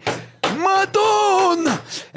Il-patrun staqsu midġuba lilkom mill-Quick Fix, il-bib tagħna l-ġodda li provdu dawn l-screens fenomenali, screen protectors fenomenali. Grazzi l-Quick Fix tal-li oġobkom tissieħbu mara. Bro, tal-bliħ. Insomma, il-patroni staqsu miġubalkom minn dawn il-ħbib tagħna tal-Quick Fix, qed nuħu wisgost insawwel dan il-pompa, il-feliċità li ttini, il-vjolenza hija xi ħaġa inkwetanti. Inkomplu issa nsaqsu l-mistoqsijiet tal-patroni tagħna lil Daniela Bitar. Ara tlaqna, żomm, għax naħseb ma rajtu di. Azza bala. It's the same. Tamlu ġek bil-mobile, ma fil-sens fimtu għaw. L-għu mistoqsija minn anonimu. Il-frazi boys don't cry sfortunatament għada Darba kelli argument sifu għadi. Ma il-frazi boys don't cry sfortunatament għada tinstema ħafna u nemmen li tagħmel ħafna deni għal fatti li s-subin u l-irġil ta' għada et jistorru ġewwa fihom emozjonijiet li mbagħad jistgħu joħorġu b'mod gof u saħansitra b'vjolenza. Nafu li r-riżorsi tal-gvern huma limitati kif tista' tinħoloq aktar kuxjenza li dweja u li tibki huma emozjonijiet umani li tħossom kemm jekk inti mara jew raġel żgħir jew adult. Għandu 100,000 raġuni jew għandha ma nafx x'inhi. Anonim. Jina li tifel ta' 16 sena u niftakar meta kellu 6 snin ħattu Mater Dei kellu jagħmel xi blood test. U dan malli ra is-siringa li ħajkienu ħajdaħlu. Dan qabad jajjat u jikbi. Plus qabad jiġri.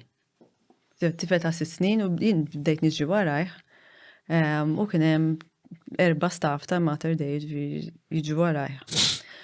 U qabditu nurse. Ġida 6 snin kellu. U qaltlu stop crying, boys don't cry. Qaltlu. U ħares lejew, batlu wiċċu, għatlu it's okay, għatlu you're scared, cry. Għatlu but I promise you in 2 minutes it's going to be over. U għalli jekk talmu t-tifilat t-tilla mux aħjar jikbi jekk jibza mill-li kolloġ ġewa. Ovvjament, forsi għax niġi minn fejn niġi.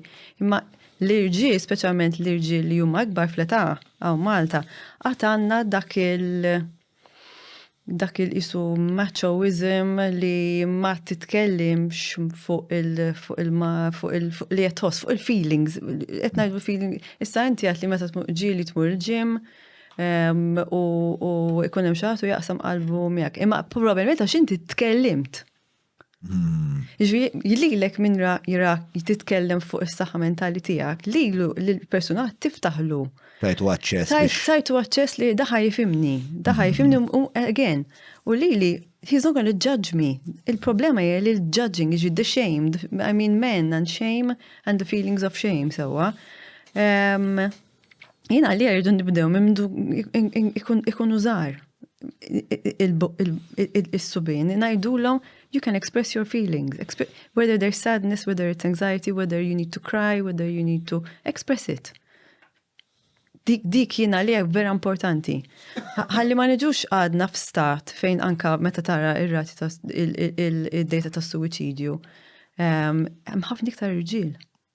Kważi mhux mod assolut imma rata hija disproportionate immense. Yes. Irridu niġu f-punt fejn, I mean, innaqsuha. So, għalek qed ngħidlek, u anka, mhux qed ngħidlek li anka iż-żar, imma żar il-millennials u l-Gen Z iktar jitkellmu, imma xorta mhux biżejjed, xorta mhux biżejjed. So, naqbel. Nagħti il-hot take ta' John Manlija jew. Da jobot meta nagħti il-hot takes tiegħi. La, jien naħseb li merjorajna ħafna. Ġifieri moment li ħobb insemmi ma nafx tafx minnu Paddy Gimblett. Paddy Gimblett kun jomu Paddy the Baddy. Da insomma fil-waqt ġlida ta' daw li ħobb jara t-tifel tiegħek ġol gaġeġ. Da ġilet Pimblett. Kont bat li l-video int. Kombatulek dal-video. Iva. Biex dak huwa moment għalija li ikun hemm daw il-momenti fil-kultura, fl-evoluzzjoni ta' kultura li jisom jissottolinjaw fejn qiegħda l-kultura bħalissa.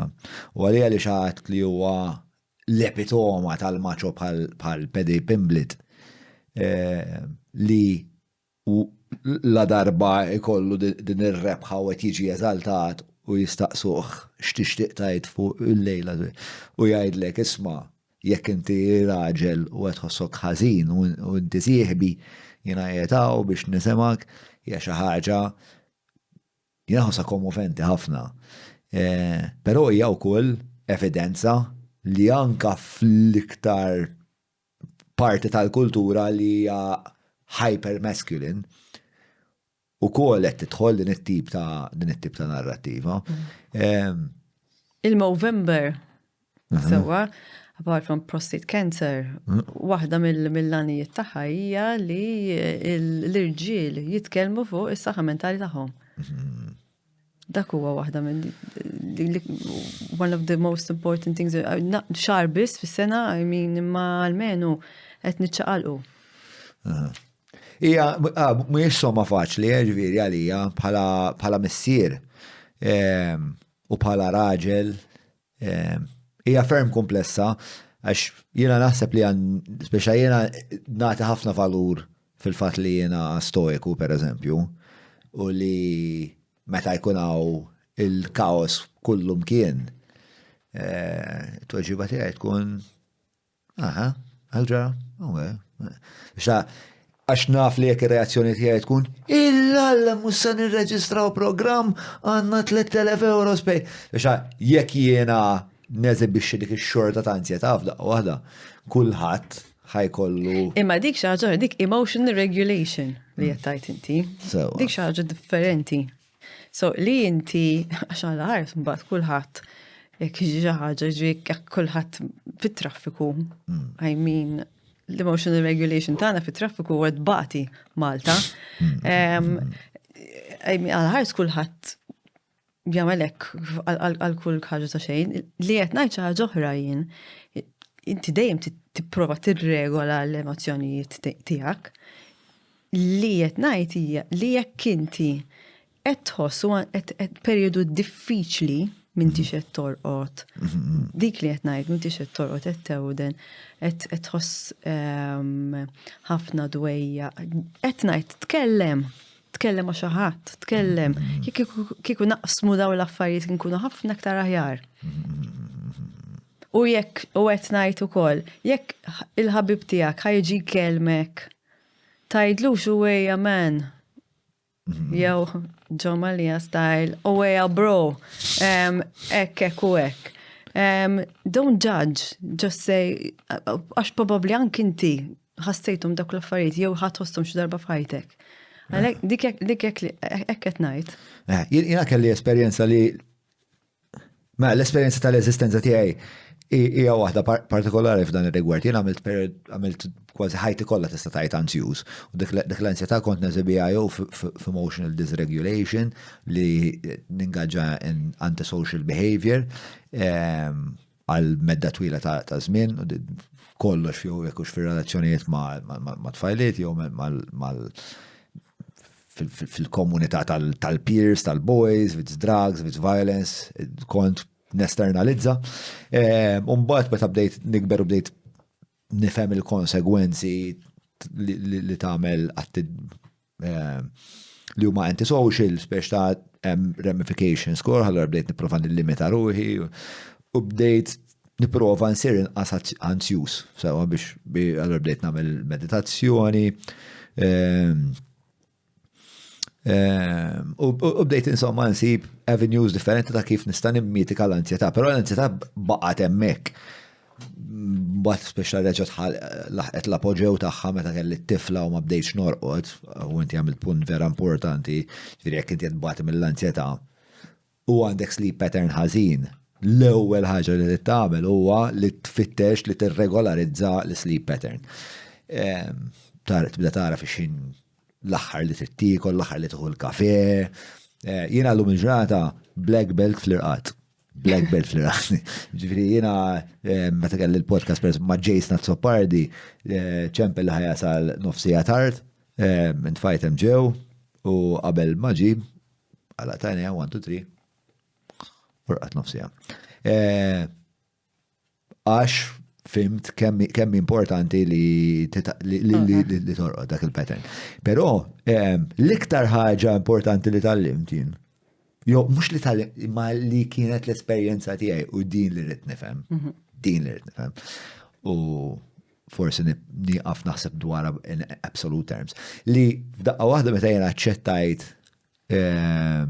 ħafna responsabilità, li din hija responsabilità tiegħi, li tfal huma responsabilità tiegħi, li l-finanzi tad-dar huma responsabilità tiegħi u tal-mara, ma tiegħi wkoll, li jekk jiena nimxiex lura jew il-qudiem fil-mestier tiegħi huwa interament ir-responsabilità tiegħi. Anka jekk xi ħadd tifottini, they undercut me b'xi mod jaqbżuni.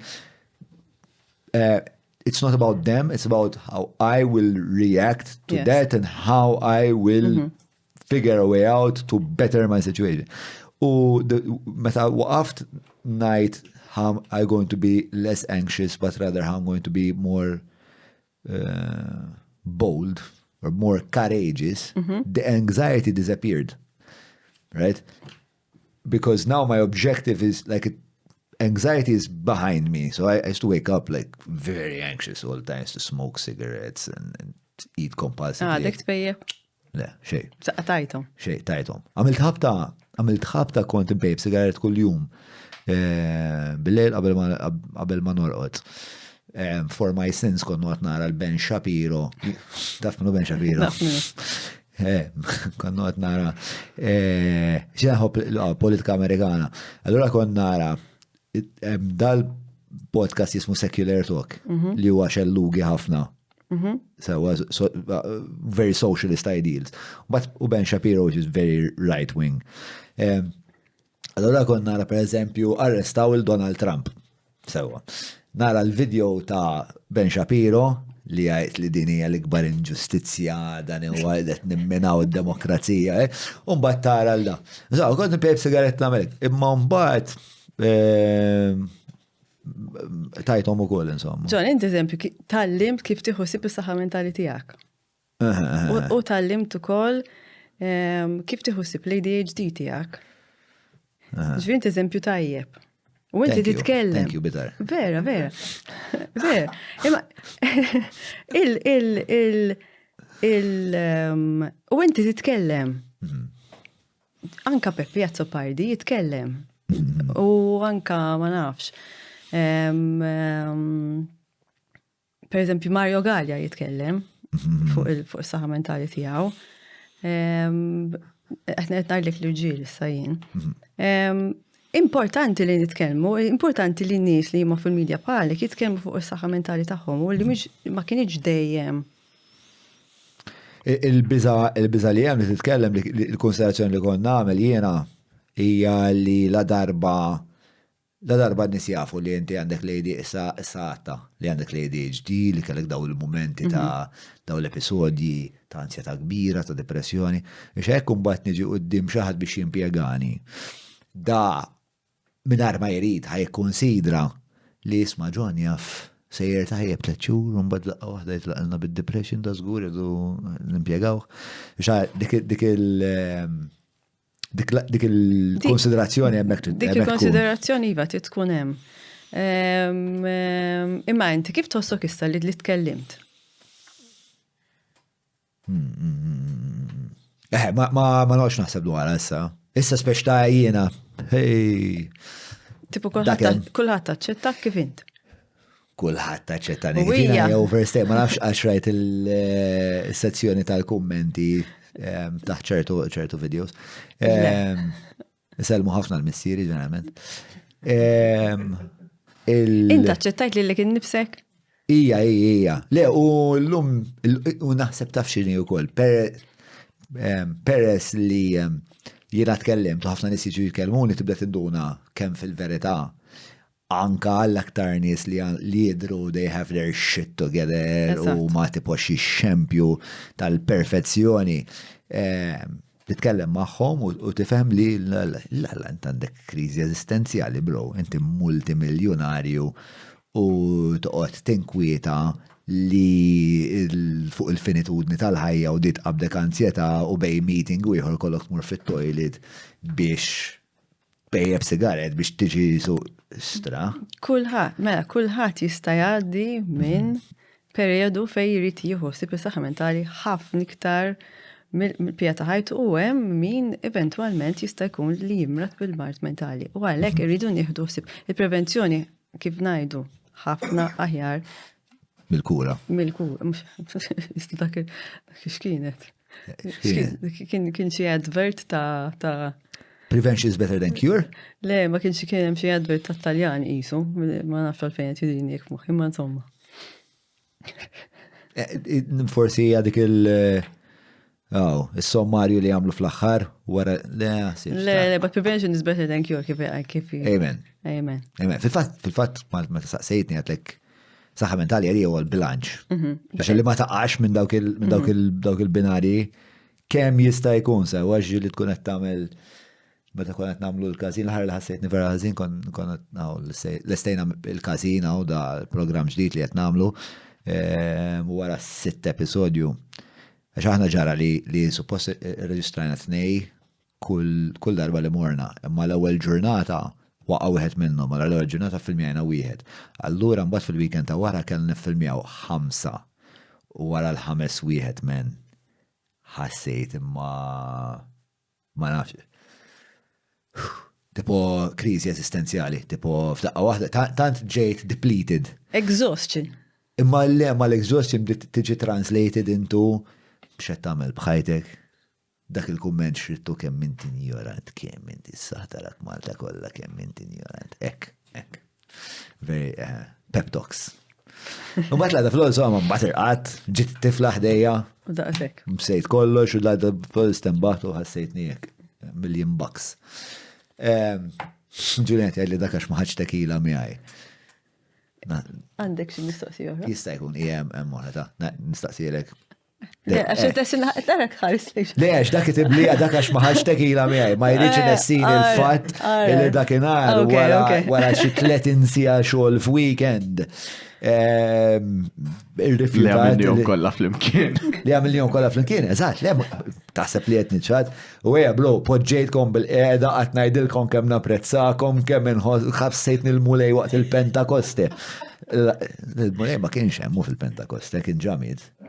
Ma għax Bravo, tapprezza il-nis li jaħdmu miegħek di xi ħaġa tajba ħafna. Tħossok apprezzat? Dejjem. Thank you. Sing the bro love. Inti, huma apprezzati, bromance. Mux minar stresses xoltana, ma anonimu ieħor fil-fat. X'jista' jsir biex nis li batu minn SMIs jingħataw għajnuna anka jekk jirrifjutawha. Anke jekk jirrifjutawha, dik hija domanda li aħna jkollna kull kors tal-mental health first aid ikonna dit domanda. X'tagħmel jekk il-persuna ma tridx għajnuna SMI jew le? Issa. You need to open the door. Issa, kif? Skont il-persuna. Għax mhux kulħadd għandu l-istess proverbial bib. Sewa, imma li inti tkellem il-persuna u l-persuna tfema jiena qiegħda għaw għalik. So. Okay? Jekk inti m'intix lest illum li tkellimni llum, jew inti m'intix lesta biex tkellimni llum. Għada tista' tiġi tista' tiġi fil-lejl, tista' tiġi li inti tiftaħ il-bib ġa. Issa. Naħseb dil-persuna kitbet SMI minħabba ġili fil-xogħol tagħna hemm instances fejn inti il-persuna vera ma tarafx li vera għandha bżonn lajnuna. Sewwa. Nista' nimmaġna. Xi ħaġa li aħna Malta għandna tabib tal-familja. Sewwa. U jew kellha tabib tal-health center. Xi ħaġa li aħna komuni nagħmluha. Dik hija tip tajnuna, dik it-tabib huwa persuna li jista' jgħin. Mingħajr jisek m'intix qed tirrikorjant psikjatra jew psychologist għax jibżgħu ftit minn dawn m'hemmx x'tibża, imma li tmur għand il-GP u jgħinek il-GP, toħod għand il-GP. Tajtu għax m'intix qed torqod forsi jgħinek torqod. U forsi ma jinnaf jiċċekkjalek naqra il-pressjoni U tibda titkellem għal GP. Dik hija xi ħaġa oħra wkoll li tista' tagħmel li n-nies ma jassoċjawx il-GP ma' saħħa mentali tiegħek. Imma hija xi ħaġa li tista' tagħmel. U GPs huma tagħna nisma' stejjer vera tajbin li marron ta' GP u ma ta' GP jenu jagħmellek. U tabib tal-familja jkun jaf fil-familja, jkun jaf li kien hemm forsi id-depressjoni fil-familja, dik vera tgħin. Jekk il-persuna vera ma triċ għajnuna u vera għandha bżonn għajnuna u there is a point li n-nies li għandhom bżonn deċiżjoni jieħdu deċiżjoni li dil-persuna għandha għajnuna immedjata, ċempel 112, ċempel l-emerġenza u jgħinu mill-emerġenza. Għaxem punt fej il-persuna tista' ssir periklu għalija nfisha. Jew għax, Jew għal-nies tal-madwar. Eżatt. Iġvi ċempel 112, tispjega is-servizzi tal-emerġenza. Mater dejjem is-servizz ta' psikjatra ġifieri dejjem ma' wkoll u jmur u jagħmel evaluation hemmhekk. Niftakar dejjem nanna kien hemm wieħed kien bipolar, niftakar meta konna żgħar. U kellu l-bipolar disorder. Kellu l-bipolar. Ma kienx bipolar. Sewa, għax mhijiex parti mill-identità tiegħu imma hija xi ħaġa li taffettwa hija kundizzjoni. Nirringrazzjak. You're very welcome. We're being educational. Well, Tal-li ksirtni mela. Le, għandek raġun. Imma da l-unika jien kont nibża ħafna minnu għax da kien at some point per esempio joħroġ nanna kien toġġo kerreja u kien li joqgħod ma' ġemba. Eżatt. Fir da kien hemm ħajt wieħed bejniethom kont tisimgħu f'daqqa waħda jaqbad ikisser pereżempju da. Darba minnhom mennet nilagħbu hemm fl-Indana. Indana tagħti għal fuq Vincenzo Buġeja Street. Da joħroġ tank tal-gass u jgaraw solarek għal-isferek fuq karozza. Bum. U jdur ħas lejna, għahna konna t-falek ta' ċiffor. Imma mbagħad ħarġet in-nanna, istraordinarna kella wejmi għaw. U inkredibbli kif il-komunità kienet tadatta ruħha dak iż-żmien. Dak iż-żmien ma kienx hemm daw is-servizzi. Dak kien imur periodikament residenti Monte Carmeli, però waqt li qiegħed fil-komunità ma kienx hemm, naħseb dak iż-żmien għas ma kienx hemm din network ta' social workers u psikologi. Ma kienet tuħsibu l-komunità mela. Imma l-komunità stess, eżatt, kienet tkun taf isma' nin u kienet tpoġġih bil-qiegħda u hekk. U nanna kienet li kellha din il-kapaċità li tispjegalu li bħalissa qiegħed naqra kienet mental health first aider. Kienet mental health first aider natura. Eżatt. Naħseb. Fil-fatt mbagħad it-tifla tagħha saret social worker, ġifieri raġel tagħha kien alkoholiku sfortunatament ukoll, ġifieri allura kellha wkoll timmietika. Kellu ċertu kien diffiċli l-ħajja dak iż-żmien. Madonna. Issa faċli? Imma meta nikkumpara, meta nisma' pereżempju l-ħajja ta' ommi jien. Ommi meta kienet żgħira, għandna ma kellix kors tam kien di kienet ta' 7 snin, 8 snin tmur għand il-grocer u trid toqgħod tikdiblu għax il-papà ikun xorob il-paga kollha wara ġimgħa. Għadir, tmur toqgħod tgħidlu isma' ħantini ħalib u ħobs issa ntihom lokada, u mbagħad tmur għand it-tsija tgħidilha isma' tieni 50 cents.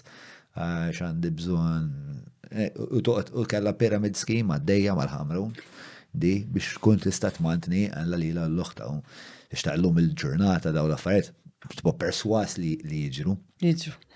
Ma naħseb dak iż-żmien assolutament ma setax iċċempel il-179 pereżempju. Taf kif? That's why she became a social worker eventually because she wanted to contribute. Naħseb forsi narfuhom iktar malajr daw l-affarijiet. Mimma hemm. Dbatija, iva, hemm ħafna. Interminabli. Mela, għana mistoqsija oħra Ġiljan. Mela, Richmond jaħdmu mal-Ministeru tas-Saħħa hemm xi forma ta' advocacy min-naħa tagħkom? Dawk jisimgħu żewġ mistoqsijiet vera separati. Mela, Iva, aħna naħdmu ma' żewġ ministeri. Għanna il-PSPs maħħom, ġviri kontratti fejn huma jxu servizzi minn għanna, mill-Ministeru tas-Saħħa u l-Ministeru ta' Social Policy ngħidu jien. Li huwa tal-Children's Rights and Family, naħseb daku. Mela Iva, x'kienet it-tieni domanda? Jekk tagħmlu x'tip ta' advocacy, mhux fem anke li qiegħda fuq dal-programm. Iva, aħna palissa t-nibnu mental health advocacy team. Sawa. Nis kolla experts by experience.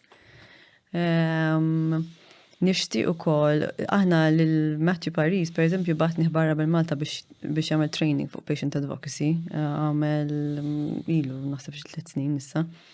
Ma niftakarx fejn mar, għamel training camp. On patient advocacy. Tajjeb. U patient advocacy dak li għanti t-spiegħali fil-bidu ta' dil-konverzazzjoni, uġek? Patient advocacy huwa li il-nis jitkellmu huma għalihom. So jekk Richmond is a patient rights organization. Sawa. Okay, it is the patient, the person who is, it's the mental health advocate who talks. Right. Inut li jina li jim d-demek najt. Inut li najda jina, aħjar jgħida xaħat li għadda minna, għax it's more powerful and it's more true and it's more real and it's more, there's more impact. U anka l-persona u li uħossu li s-soċieta t-semaw. Eżat. Lilu. And you break more stigma. Very powerful. Matthew rridu nadduħsaw mela. Isma, dawk huma l-mistoqsijiet kollha li għandna. Tajjeb. Tajjeb. Irrispondejtu. Tatlem jiena. Dejqtu li għajni. Għandek xi parting statement jew xi ħaġa li tixtieq tagħlaq biha the teeds. Partikolari? Xewqa tiegħek tista' tgħidli jinnaf. L-iktar ħaġa importanti jiena hija li let's normalize and destigmatize the shroud that surrounds mental ill health. Ejja nitkellmu ħafna iktar. Imma ejja nitkellmu ejja nkunu il-kelma kind tiġini jiena f'moħħi. Let's be kind to each other always. Yeah. Kindness is a wonderful thing. All right. Daniela Bitar. Kalleja Bitar, ma s-ok. Kalleja Bitar. Ija, ma jimportax. Ma Bitar iktar faqaw. Bitar, ilek tajli Bitar. At one point, ma konċ ċerta li tafu ismi, ma għat nistinsaqsik, ma nżomma. Kienet esperienza tremenda niltaqa' miegħek u naħdem miegħek fuq kif inti. Kienu vera ġimgħa divertenti, vera ħadd pjaċir li sirt nafek u minn kelli ma niltaqgħux ħafna. Vera naħu gost li pereżempju nsibek xi WhatsApp minn għandek fuq xi ħaġa u naqbdu nikkomunikaw. Inti waħda particularly this kindness thing. You are a very kind soul. And I wish there was more kindness in the world. So I'm happy that you exist. I'm happy that you exist. And may there be more Daniela Bitars. And I wish you great success in all of your missions because that would mean a better society. Thank you. Grazie Daniela. Narakom id-dieħla. Ciao.